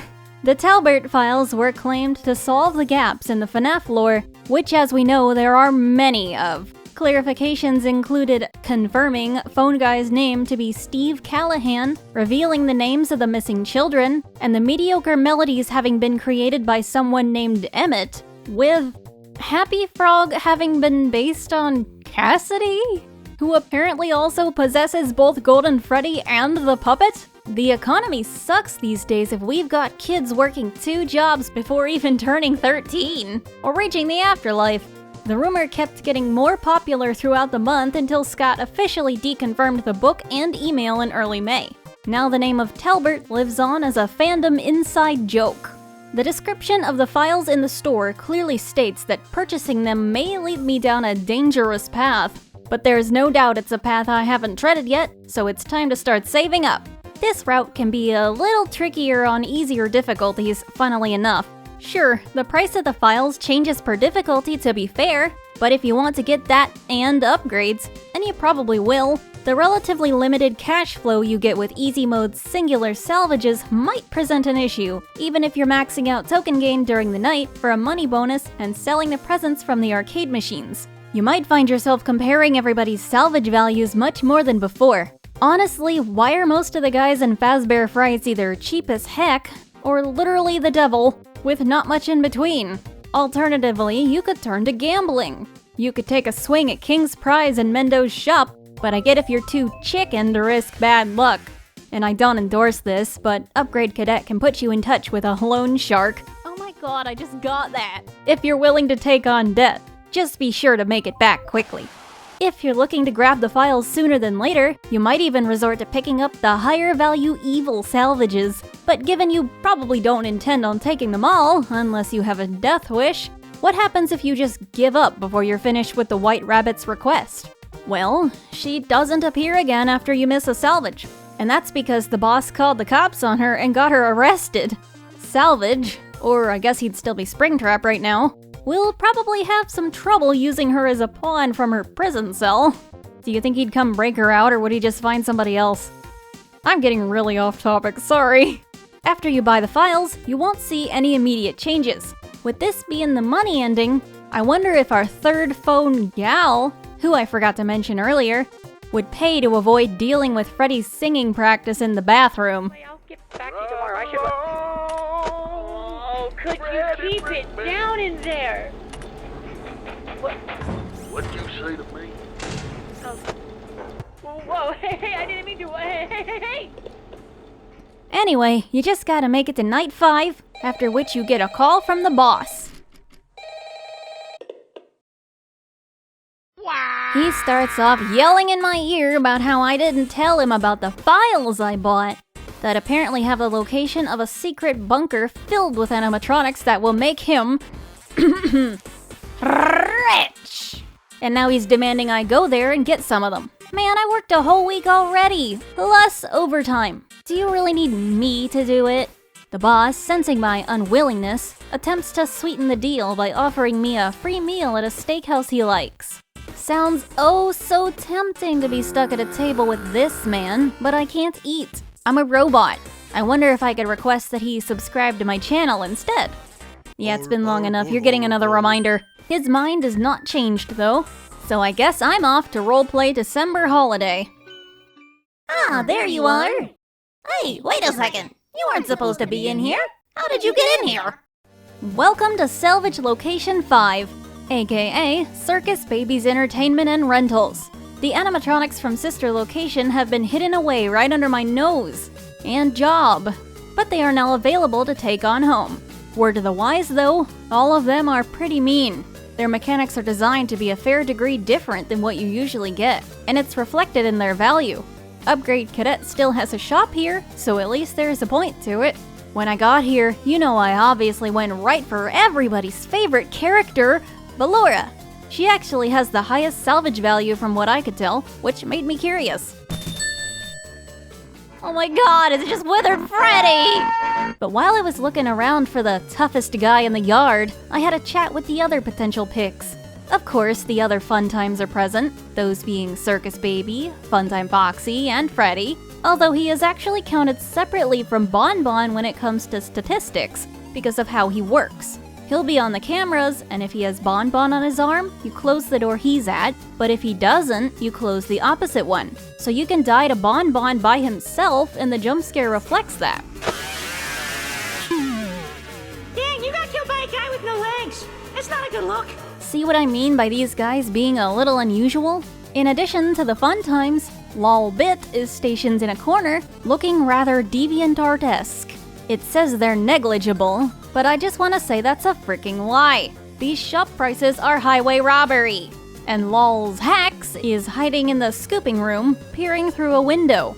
A strange inclusion, originally being the villain of Freddy in Space 2, but you see, despite his low value, his long-term benefits are worth it. His gimmick is basically DD from Ultimate Custom Night, where he will give you a random choice between 2 animatronics you haven't salvaged, or a mystery pick to add to your night, even if you haven't ever salvaged them before. If you choose the mystery one, you'll have to determine who it is based on their voice line. Let's play! However, you can very easily use him to unlock everybody you're missing for your extras and/or custom night menus, since all it takes to unlock a character is beating a night with them present. Also, hear me out. There are 2 more things I shall draw your attention to here. First is the arcade cabinet, which contains Circus Sorter, a game in which you must drag Bitty Babs to Baby and Mini-Arenas to Ballora. As a permanent unlock, it proves to be tons better for quick tokens during the nights than the Chica game is. Funnily enough, you can still get a present from this cabinet too, and sell it like normal, but I don't think this specific one has any other use. Secondly, there is a note in Ballora's room mentioning that a character called Candy snuck out of the building and went off to hang out at Fazbear's. That is apparently a really bad thing according to this person, who decides that some backdoor dealings are at hand. That meaning, going behind the company's back to make unscrupulous business decisions. This is connected to an item upgrade Cadet can sell, called backdoor trading. Purchasing it will place an extra character at every salvage location after the one you bought it from. That character can be one you haven't salvaged before, or a totally new guest character, of which there are 7. You could get your hands on the aforementioned Candy the Cat, Pop Goes the Weasel. If I salvage him, would that make him my Pop Goes? Sparky the Dog, Chipper, Coffee, Anim Dude, and Rodney Redbird, who, by the way, is the only animatronic in the entire game you have to pay to salvage, cause his broke ass can't afford the cab ride over. I'd be shot if I didn't touch on him. So, here. His entire mechanic is him sitting on your HUD and annoying you. He has over 70 different voice lines and comments on certain things you do, like buying an item, Hey, can you give me a bag of chips? or playing a minigame. You can double those earnings if you take him to the casino. He obscures your temperature meter, but that doesn't seem to be intentional given it looks like he's being pushed back a layer in the coming update. He at least has the decency to move out of the way of your mouse, but he still makes some minigames more painful in my opinion. Oh, hey, look, I got a new minigame for unlocking all the other Office games.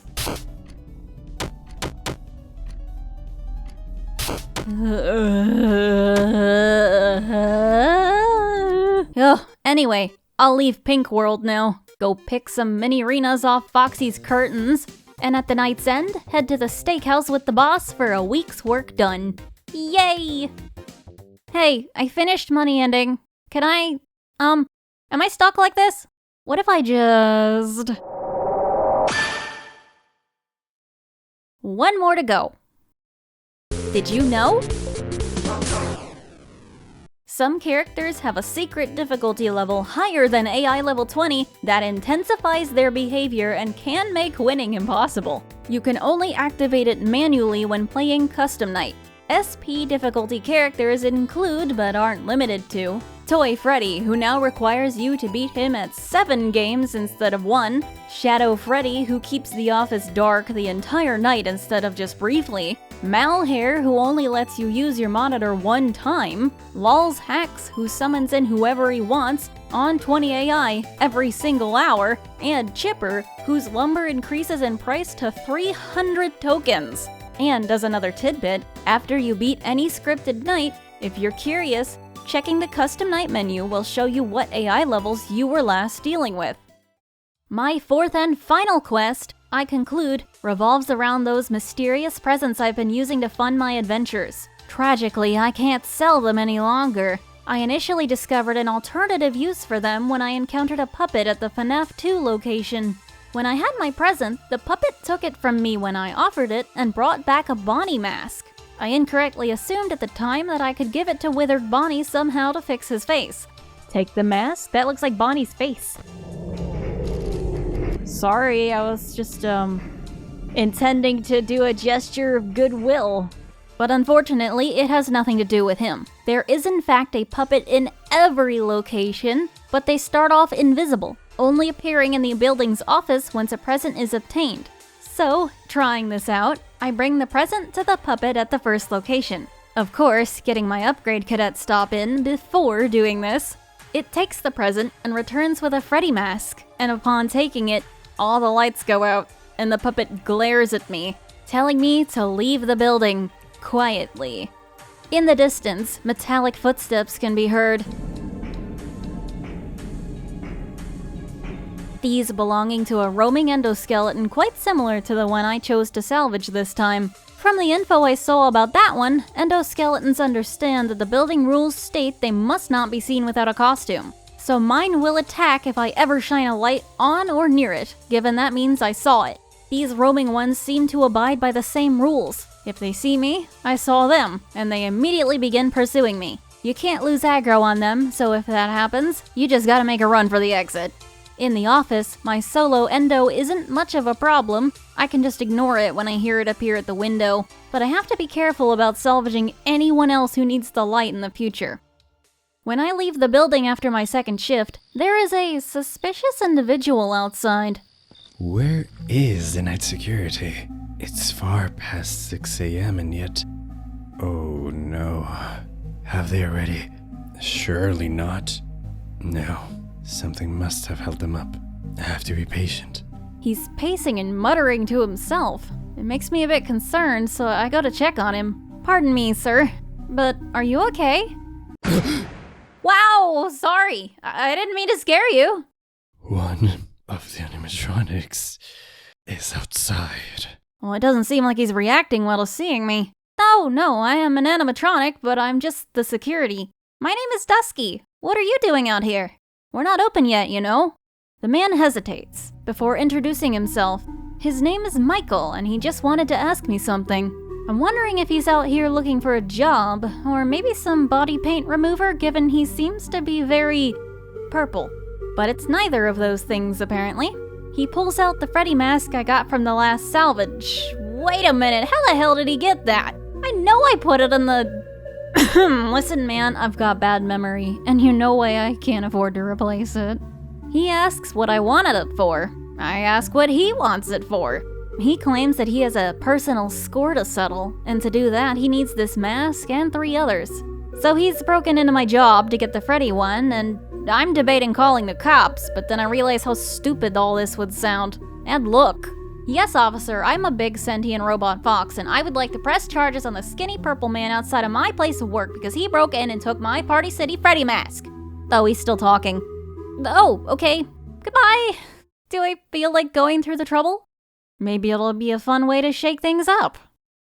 At the second location, I wanted an easy ride, so I finally took JJ, who is literally just BB, but she takes doors instead of lights. But getting the Bonnie mask goes less well than the Freddy one did.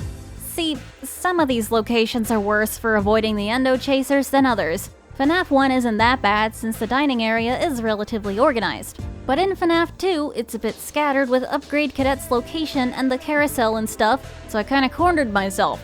Thankfully, if you get caught, all the endo does is... Well, I thought they were robbing me, but it turns out they're just fining you for $5. Or if you don't have that, they'll take what cash you got. And if I woke up from it, did they knock me out? At least they don't take the mask. It's that guy again. Hello again. I was hoping I'd see you. I see you have yourself another one of the masks. Yeah, here you go. Why do you want these anyway? Getting them isn't much fun. I mean, the gaming part was fine, I guess the puppet was also okay, but then there's the... Oh yeah, the puppet, like one of the ones we have here, but this one wasn't all murdery. It gave me that mask. Does he already know what I'm talking about? Oh, apparently it's surprising the puppets are willing to work with me. Michael then starts talking about how he's apparently got beef with the puppets. I wonder what exactly you'd do to make a mute puppet animatronic mad at you.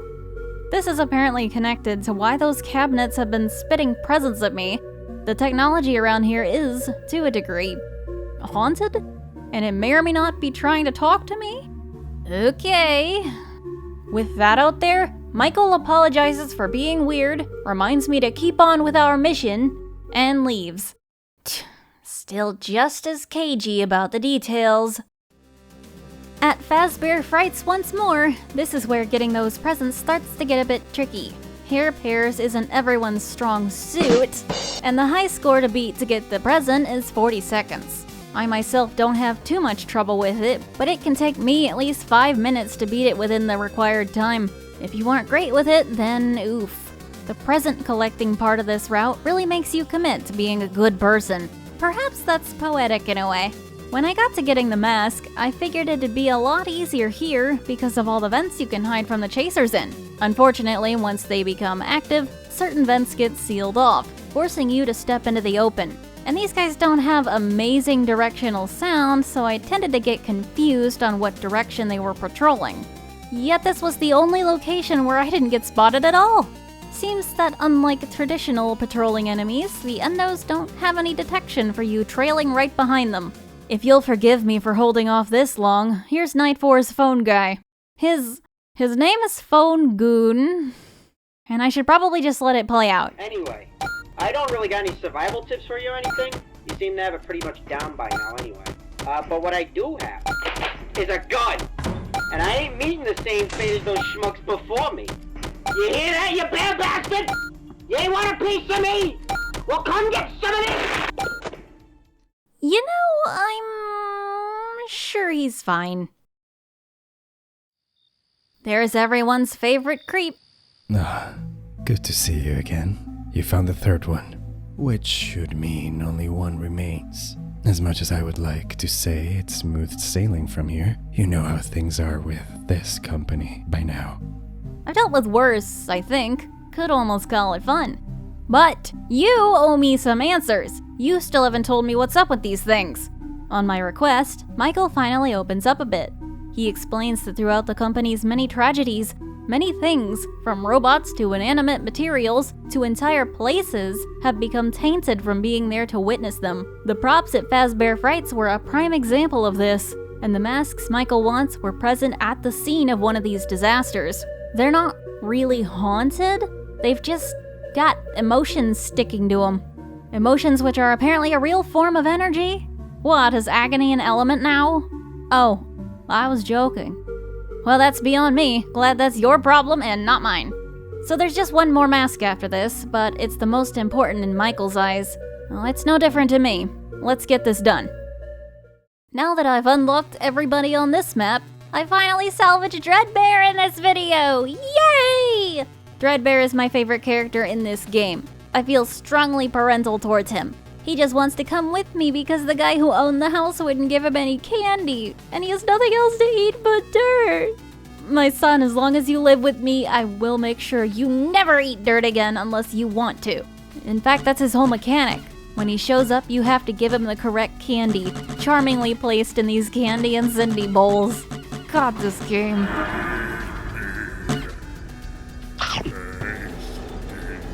But remember what I said about this route making you commit to being a good person? Remember that you have to beat higher scores on each arcade game to get the present? Remember which game is here in William Woods? Pirate Splendor! On its own, was 20 entire minutes of my footage for this route. I had trouble getting 20, and now I have to get 40? I mean, I don't really know what to say about this. The occasional pausing is me trying to psych myself up to try again. I swear, I don't get it, you guys. I finally got it eventually. Retrieved the mask from the center bedroom since there's no office here, and was then immediately linebacker tackled by a chaser outside, and if my mic had been on, I would have included the scream of actual fear that resulted from that. Checking back in with Phone Goon. I guess his name would just be Phone now. Given... Oh yeah, I actually did end up dying last night. The bullet ricocheted off of Freddy's head and right back into my skull. So my soul is trapped inside this phone now. Yo! You have fun with your last shift. Man, hearing that, I'm realizing I got pretty lucky. Seasoned players were probably wondering this whole time why I wasn't ever buying any golden cupcakes from Mendo. I only just now realized they were a really good thing to have. These things cost 15 tokens, and you can hang on to 2 of them for as long as you want while their value increases over time, and then sell them back for profit. Sorry for stressing you out.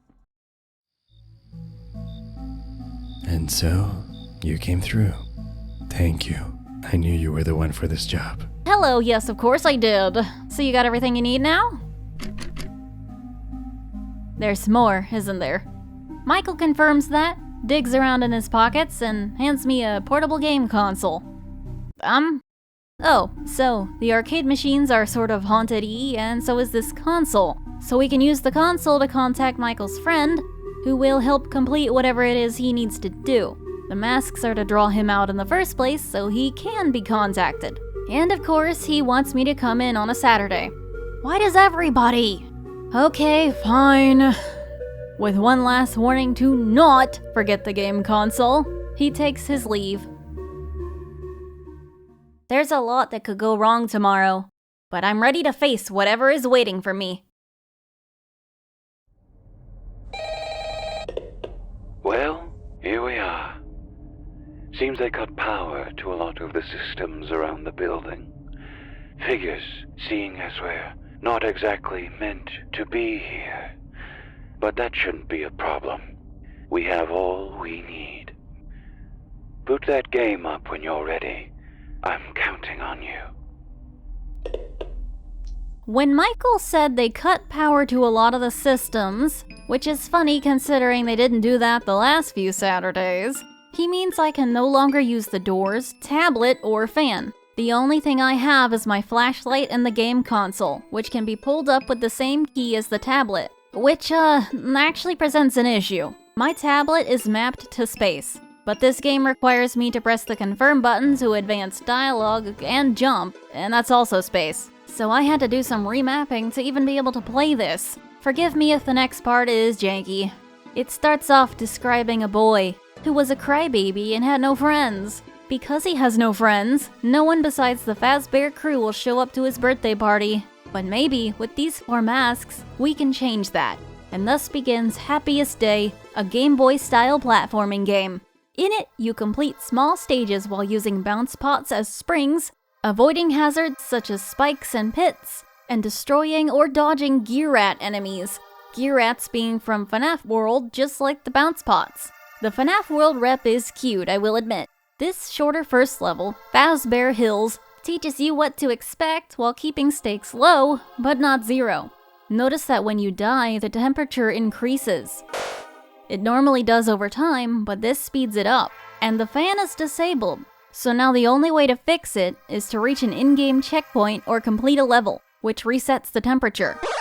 But it won't be heat stroke that gets you, it'll be nightmare. As upon completing the first stage and speaking to someone in the Freddy mask, it's revealed to be a boss fight with the Nightmare animatronics from FNAF 4, stylized to resemble ripped-up plushies. That woke Freddy up. Keep your flashlight at the ready. Don't let the little ones accumulate in your office. You now have to balance playing this game with fending them off. And remember that while you can take a second to be safe, that temperature increase means you are timed. Nightmare Freddy is first to attack, sending his Freddles to the doors and the window. If you don't scare him off with the light in time, they will grab onto you. If you accumulate 3 at once, Freddy will get you. I think it's cool how the individual Freddles look slightly different from one another. He's closer now. I can sense it. Keep an eye on the hallways. Shine your light if you hear Bonnie coming. When Bunny Hop Mountain is complete, Nightmare Bonnie appears. He'll approach loudly from either door, and at any time during it, you must shine the light at the door to force him out. This level begins to introduce harder sections. True to its name, there is hopping. I tried to hop onto and kill these little enemies, but I swear, sometimes you will be hit by the rats because you didn't hit them right at the top and maybe a pixel brushed the side of them. And sometimes I would barely graze a spike and explode. What am I, Mega Man? I do not like the hitboxes in this game. I much prefer when the player's hitbox isn't literally the size of the player graphic. But maybe it's just me. If that sounded stupid when I said it out loud, here's kinda what I mean. The actual hitbox is slightly smaller than the player's sprite. But then again, this is supposed to be a Game Boy-esque game, and we hadn't fully figured out platformers yet when that console came out, so I don't know. After speaking with the Chica mask, it's on to Bristle Cliffs and Nightmare Chica. Just one more should be enough to bring him out. Chica's coming. Don't let her see you without the mask on. She will sometimes walk across the front of the office, and when she reaches the middle, she will look at you, and you have to be masked when that happens. Also, her bib says die. With more going on, you're gonna be closing the game more and more. It moves to a smaller window on the bottom that still allows you to control it, but I personally do not like using this, because the levels rely so much on pits and falling platforms and timed movement that it feels like you need to be able to see the rest of the screen most of the time, and I just don't feel like risking it given the punishment for dying. At the end of this level waits Michael himself, or some version of him. You calling me from inside this thing? You're in the final stretch now. Be sure your mask is on when that timer hits 0. Let's end this once and for all. The last addition is Nightmare Foxy. He inserts an always-present timer in your office that becomes louder when it's closer to 0. And if you aren't wearing the mask when it hits, that's it. The music ramps up for the last level, Happiest Day.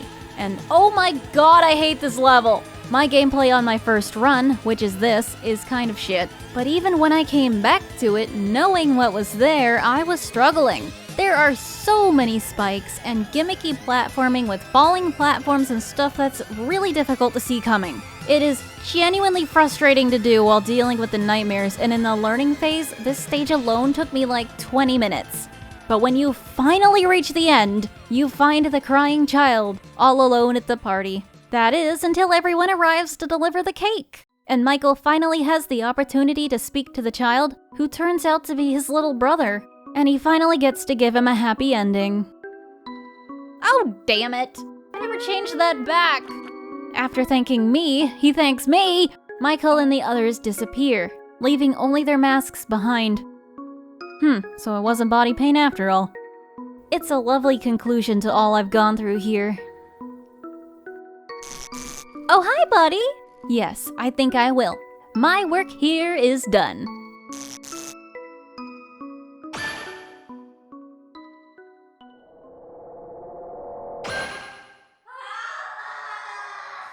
There's more!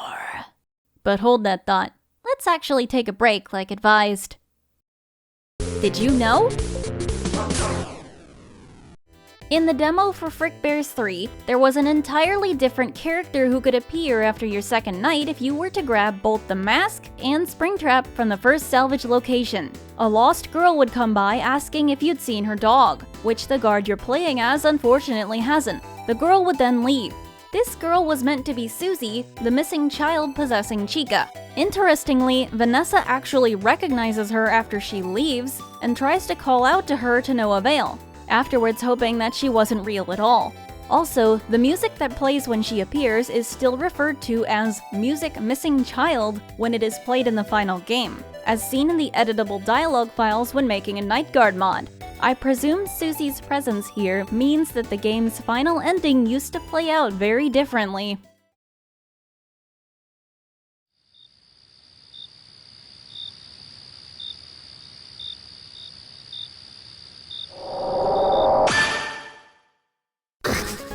What?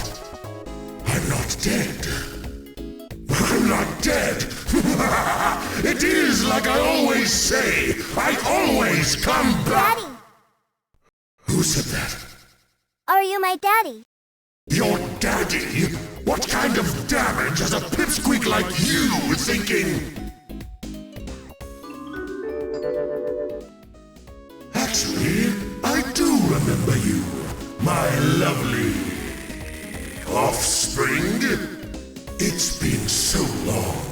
How about a little father-child bonding time?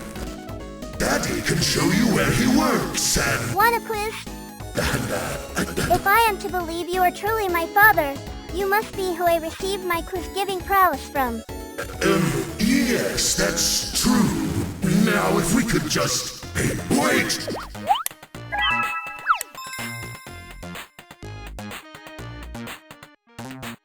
I'll go and see.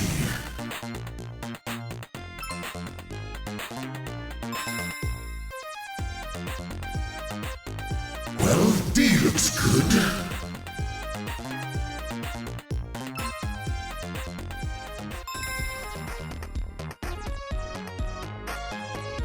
How about B for Bunny?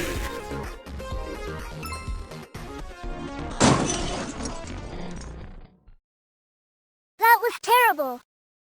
You're not my father. We are done here. No. Sweetie, Oh, frick it. I always come back. This is where things get a bit weird.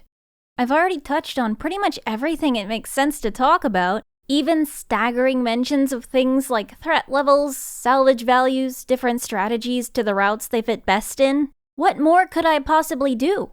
How do I make everyone happy and still entertain you? We're treading the same route we've already seen. You already know every way to meet everyone. Everyone. Maybe that's it. We need to bring everyone together. To hell with conflicting motives. We can go through one last time, and we're gonna do everything. Salvaging the secret characters, buying the files, and getting the masks. I got this. And I bruised my own ego enough. Having more money now certainly is nice, especially with the evil guys, and, not being able to squeeze that extra $5 out of the presents. I'm not looking to buy the files immediately, though. I'm gonna get my favorite upgrades in preparation for whatever horrible thing might await me at the end of this experiment. All ears and superfan are must-buys, but I do save a little money for later. Now it is even more ideal not to be caught by the chaser endos because I kinda need to hang on to that $5, and thankfully I avoid them this time too. Did I mention before that Circus Sorter is really good for quick tokens? Cause that's like half my night gameplay now. Circus Sorter, my beloved. The other half of my night gameplay was spent chasing down a rotting old man. As I hoped for, when I leave the building after night 2, there are 2 people out front this time, and they are arguing. If you knew what was good for you, you'd leave them to me. Neither of you have any idea what you're getting yourselves into here. What? So you can boss them around? Fat chance! You reek of ulterior motives. In fact, you reek in general. Jeez, why do you smell like that? Yo, what's up? There you are. I was hoping to... Well, hello there, gorgeous. Ugh, right, her again. But, canonically, my memory is supposed to be reset after each run, so... It's you! Yes,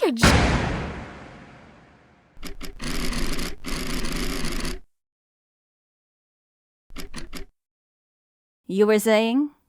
What on earth?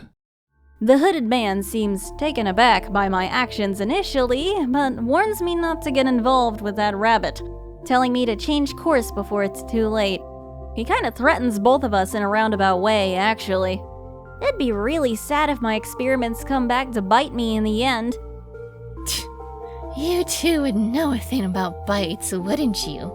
Oh, you're really asking for it now, huh? Just a joke in my ass.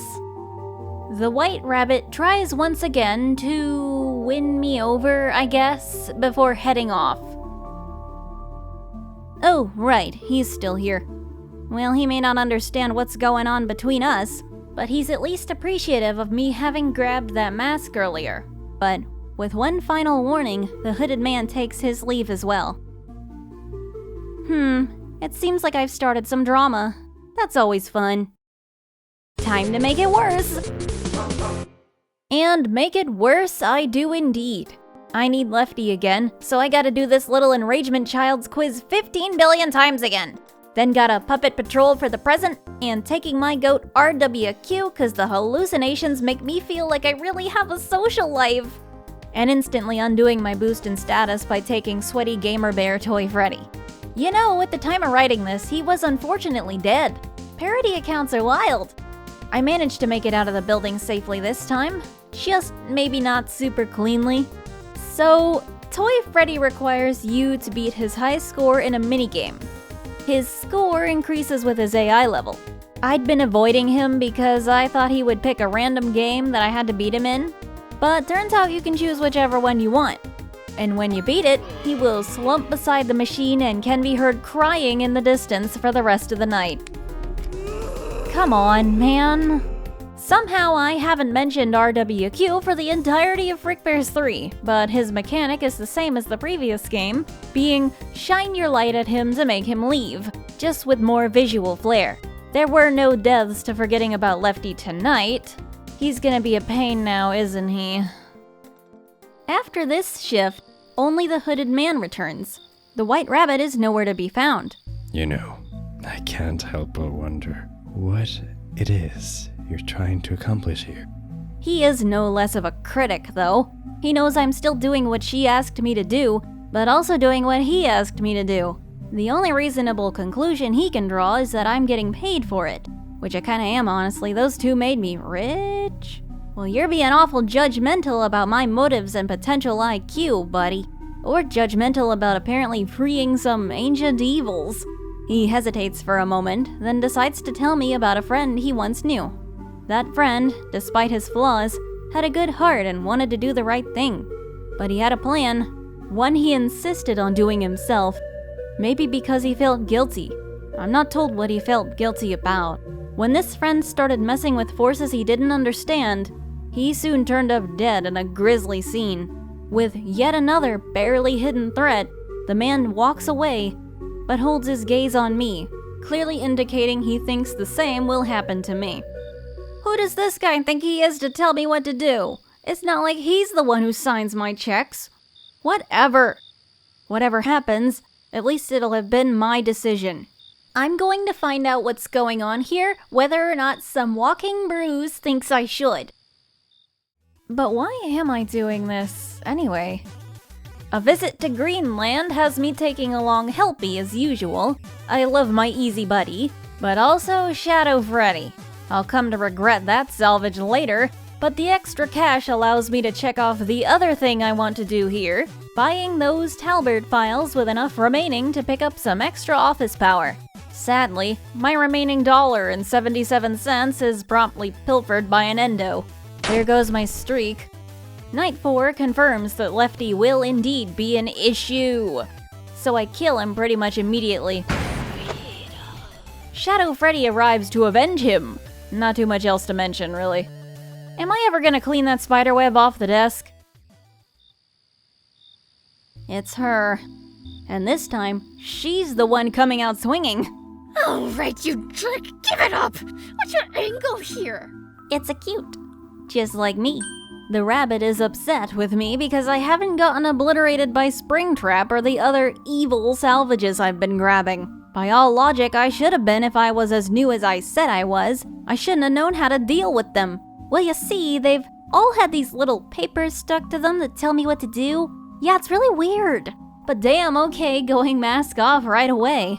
Or, okay, bad metaphor. So what if I know what I'm doing? Does that upset you? If I do, am I gonna ruin your plan? Expose you? I should, seeing as it sounds like you wanted me to be dead by now. Yeah, hold on, what is she talking about? The MC, huh? Well, now I look a bit silly, don't I? That may be a bit before my time. How am I supposed to know anything that happened before the Pizzaplex? The White Rabbit's animosity seems to fizzle out as she stutters. before turning to me, having decided to catch me up to speed. So, this place. Pretty run down these days, huh? But that wasn't always the case. Back in the 80s? Gosh, Freddy's was the place to be! Everyone and their grandmother wanted to hang out here. If you were a kid, you wouldn't be caught dead anywhere else. Well, you get what I mean. Kids loved this place. I'm sure you can imagine how big the crowds were here.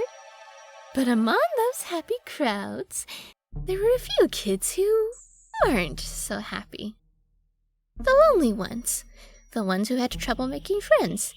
There they sat, far away from the crowds, all on their own, all sad and lonely.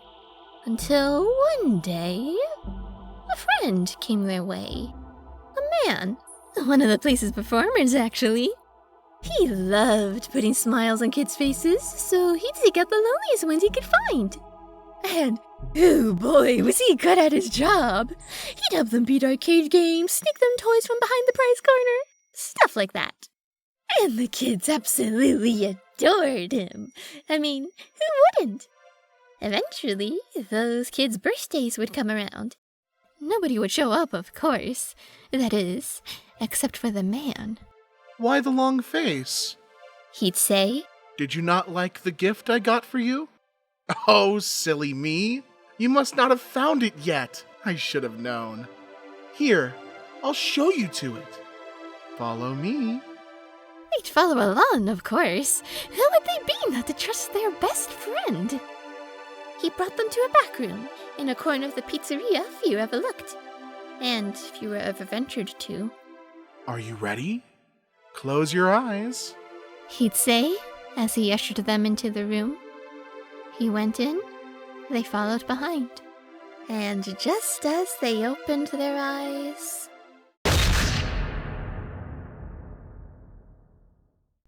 There were 4 children in total. The police never found any of them. The police never found the man either. Do you want to know the funniest part? That man... he's been right here with you this whole time! That's right. You've been housing a killer in these walls this entire time! You know what? She seems gleeful about me knowing, but I think I already did. Logically, how would these robots be as personable as they are if they weren't uber haunted? Oh yeah, lady. That's such basic knowledge, girl. We don't need to talk about how I hadn't come to that conclusion earlier. Oh. Am I what? Go on. Guess she's finally connecting the dots herself regarding me. I don't know. Why did she show up? Nobody asked her to. Having lost her theatrics entirely, she makes eye contact and bluntly demands I stop salvaging the robots she wanted, and sulks back into the darkness. Now that she's gone, I will admit, I didn't know that thing was the killer. I wonder if it had anything to do with back at the Pizzaplex. Well, I know one thing for sure. I'm not giving him or any of the others to her. Not after that. In fact, I'm gonna make it to the last one before she does. I need to collect that man's mask, too. Can't forget that. But wait, that means... You know what? Why don't we just pretend I did? Right? There is absolutely no tomfoolery afoot. Oh, I would never! I got the old pile of wires, I slimed a bear, I got through night 5 even if I panicked a little. All that to find that once again these two are parked outside waiting for me. Well, it seems that despite our best efforts to warn you... You're talking like this is an intervention, but it's a bit late when I've already finished my week. At least they're finally agreeing. But it looks like my efforts aren't gonna make them friends. The hooded man insists I must instead choose which one of them to finally join the side of. Unfortunately for the both of them, they've done nothing but threaten me the past few nights, and begin to flail a bit when they realize I'm probably not cool with either of them. Alright, now that you two are finally listening to me... Who's that? It's my boss. He's immediately in my ear about the files I got back at Frights. That seems to get the man's attention, and the boss hears him in the background, so I put him on speaker so the others can talk to him. Upon hearing the rabbit's voice, the boss clocks her as the creep that's been loitering. I didn't know he'd noticed her. And the man too? Oh, boss is pissed. The man hits back with hostility of his own. The boss, I can't tell if he's saying he likes me or not when he's this possessive. He demands they leave me alone so I can go back to making him rich. But if you could all just shut up for us. No, he rudely snatches the phone out of my hands and starts full-on lambasting the boss over his choice to buy the company. Even the rabbit gets in on it, much to his chagrin. As the boss starts going on about important business decisions, I am shoved further and further into the background until it's like I'm not even there.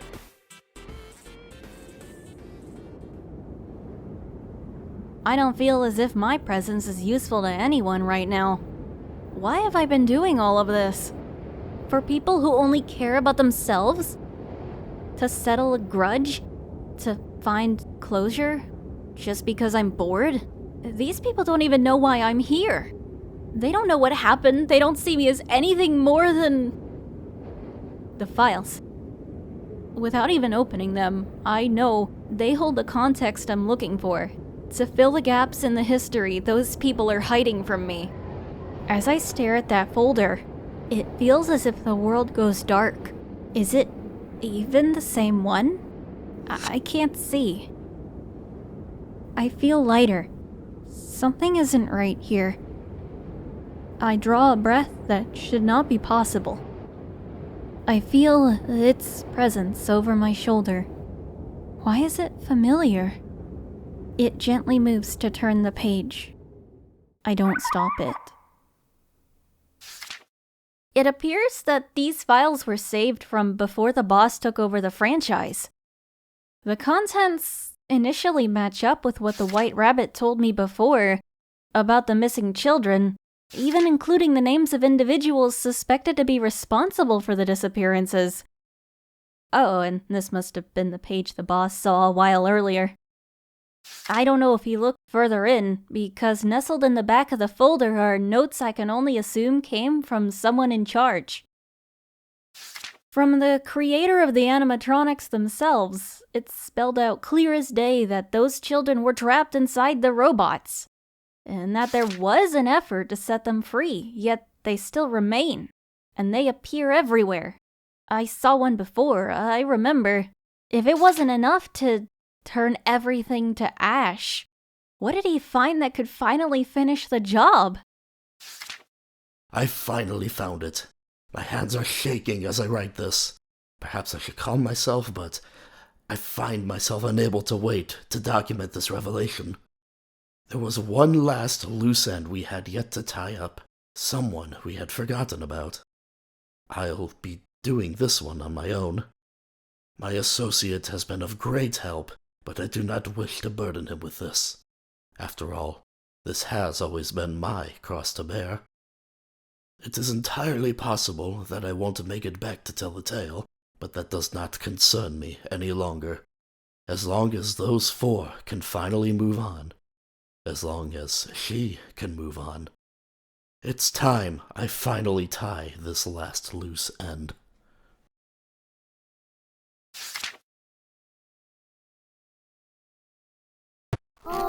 Poor Henry. He never did make it back to tell the tale.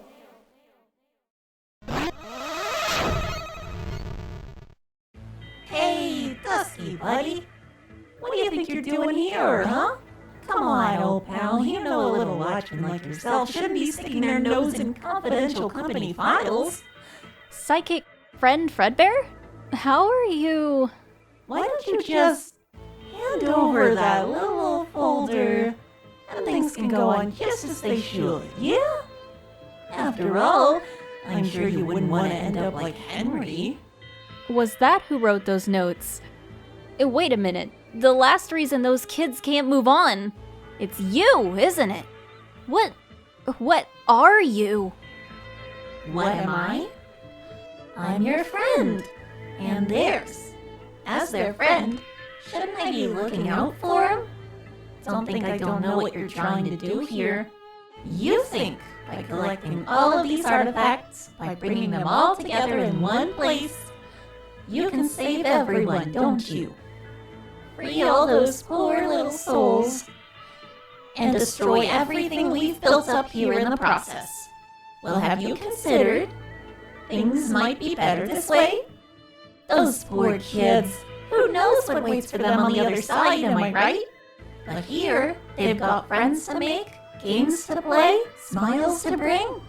And somehow, you think that's a bad thing. All you've done is confine them to the place of their death for the rest of their existence. Is that what you believe? What they have, isn't that what you wanted all along? To bring joy on the stage? Maybe you just need another chance. Let me help you out here. Alrighty then, whenever you're ready. You can entertain me.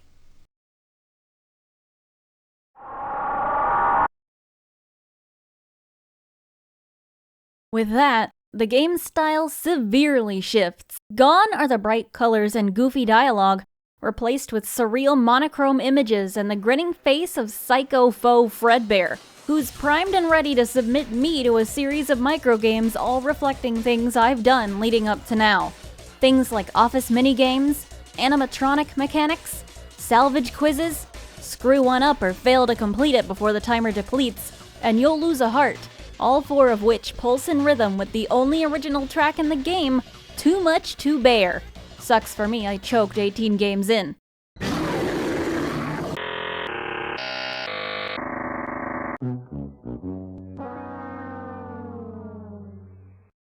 Only too short of Henry. Do you, have an ibuprofen? My head hurts. You're not taking me out that easily. On my second try, I'm able to make it to 20 and to the boss stage. There's only 2 hours to survive, but that doesn't make this easier. I'm thrown back into the office, complete with every single threat I've collected, and unlike when I fought Salvage, the scrap characters like Springtrap have not been removed from the roster, leaving me to deal with 15 characters, all with late-night hyped-up AI. Mendo's been gutted, so the only saving grace are the hearts left over from the minigames, which transfer into this phase and act as extra lives. If I fail to block an animatronic, they only take a heart instead of killing me. Yet, just 10 minutes from 6 a.m., I run out of power and Molten Freddy attacks, eating my last heart, where I'm left to die to scrap baby afterwards. I think that's enough for now.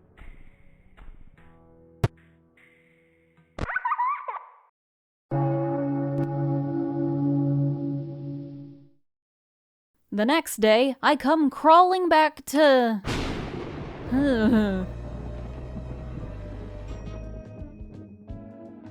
Narcissist. I'm choking on these microgames now, though. I don't want to reach 10 without at least 2 hearts. Only once have I even gotten here again. Why did I read that as mask? We need to abandon the idea of being good at Five Nights at Freddy's. Alright. Maybe he was right. Maybe we need to do this my way.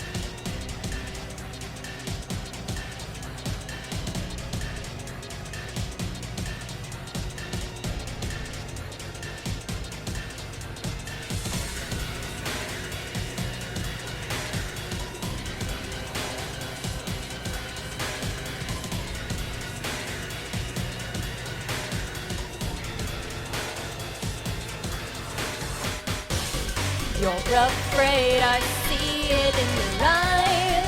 Down tonight,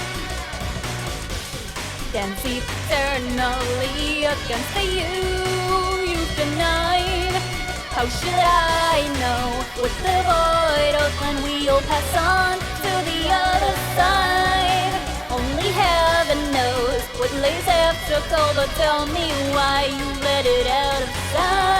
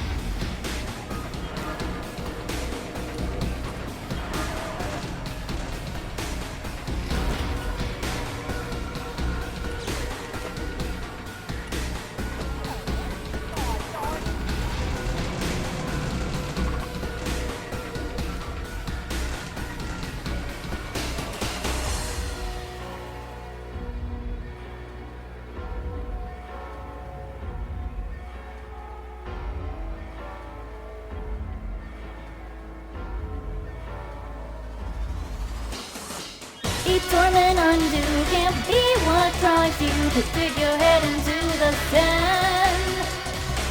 Pretend you know me, go on and show me I'll never let the party end. Oh, I've been knowing your cracks are showing beneath the mask you proudly made. Use this endeavor, not forever, so lie down and accept your fate.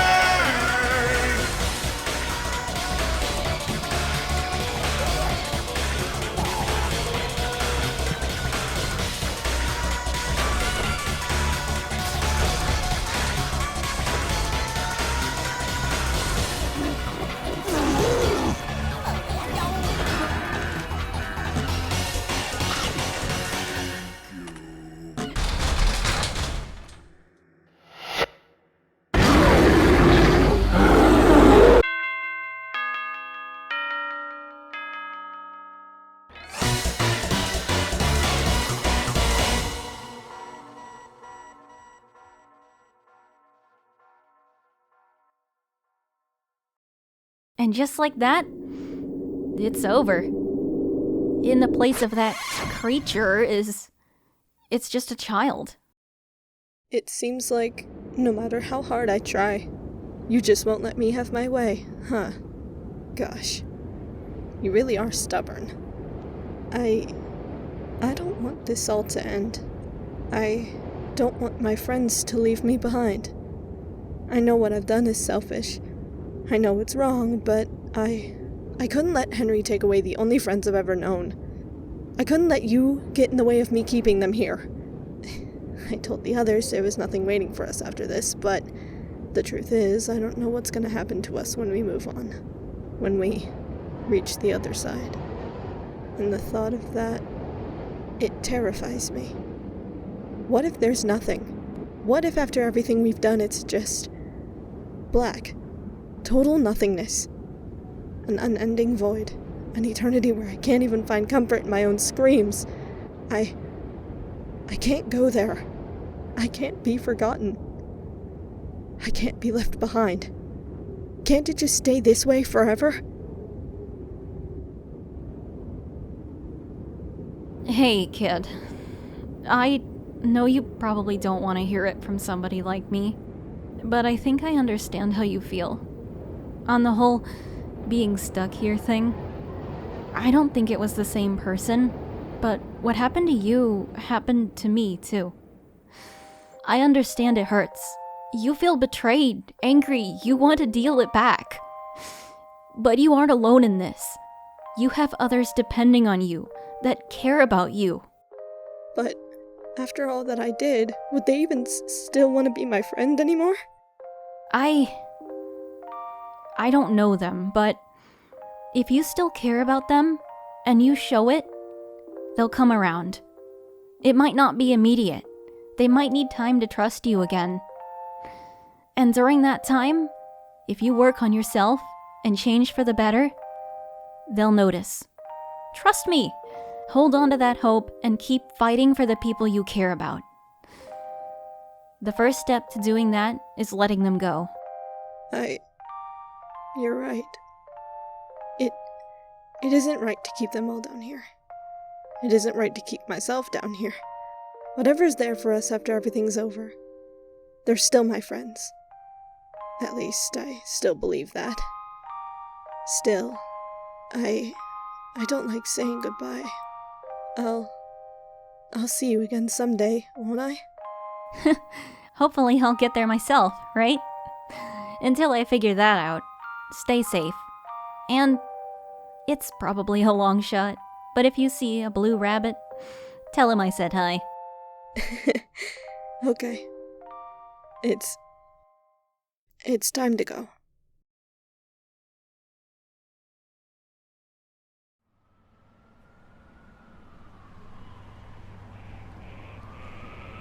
Of course, while I'm having this moment, it seems like they never noticed I left. Guys?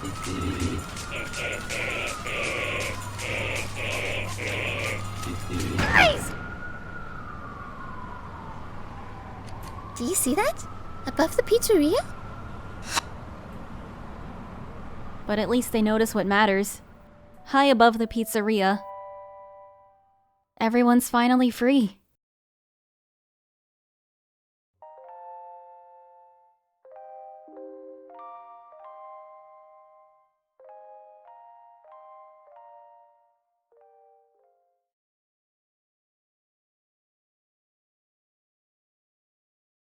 Well, I guess that video is off the table, so I wonder if I can make a video on... Oh, you're awake! Seems like that argument tired y'all out so much, you just fell asleep in the parking lot. You slept for a long time. And I'm sure, in your dreams, you didn't find out any really personal details about anybody. And if you did, I'm sure you know it should stay between you and them. You know, this is the second place I've worked that's gone up in flames. And somehow, neither of those incidents have been my fault. Yeah, check out this photo Mike took. Don't ask how I got it. Well, still gotta go over the update, but I don't know how to transition to the segment I wrote from here, so... jump cut.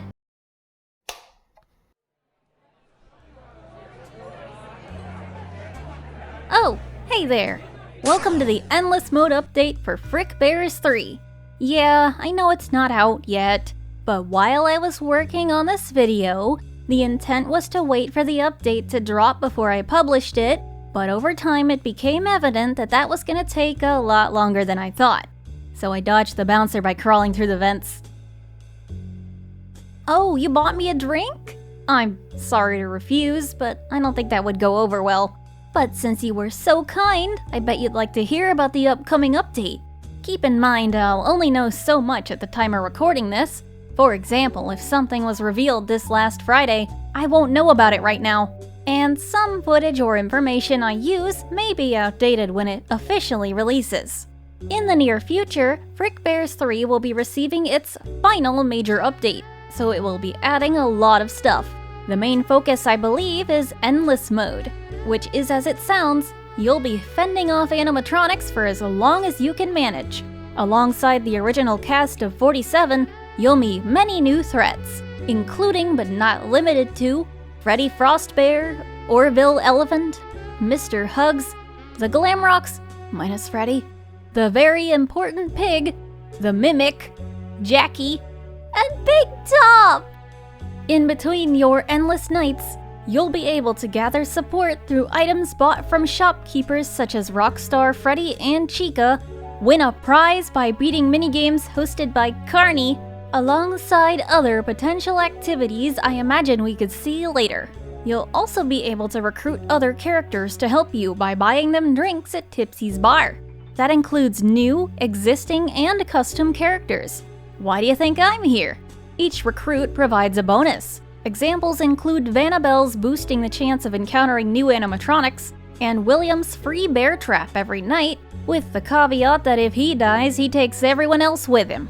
There's also the ability to skip ahead around or rewind back, with the aid of Morse the Mole, who will dig forwards or backwards for a price. Outside of Endless Mode, other additions have been discussed. Animatronic skin support is a possibility, with custom guard interaction support for salvage having been confirmed by his voice actor. And plans to make the new animatronics salvageable in story modes are being figured out. I'm guessing they'll be accessible with an upgrade cadet item like backdoor trading, but don't quote me on that. Be sure to check this update out when it drops. I know I'll be streaming it. But that's all I have on it for now, so I guess I'll see ya on the— Hey, you can't be in here. Move, I gotta go. And so that concludes my coverage of Five Nights at Frickbear's. If it wasn't obvious by the small mention at the end of the last video, this has been my life for the last 2-3 months or so. Oh, but what a life it was. A life during which I just got more and more anxious about not uploading for a long time. Fun fact, I almost didn't make a video on this game because I felt like I might not have anything to say that you hadn't heard before, at least by the time I was finished. But the discovered ability to mod the game into my own little performance was the entire reason I went ahead with it anyway. I hope you enjoyed my pseudo review / let's play / movie-ish video thing if you're still watching, and I apologize for being 4 months late to the party. Woo! If you want to play the mod used in this video, I've linked it in the description. You should also check out the other Glamrock Dusky mod by one of my Discord members. Plus this cool concept by this user on Twitter. Warning before you go ahead though. Some of the dialogue, art, and animations seen in the video were accomplished with editing tricks or more in-depth data about win modding and are not part of the base mod. Now, I'm gonna take a decent break and figure out what the heck to talk about next. You know who it's been. This has been Glamrock Dusky, and remember, have a phasorific day!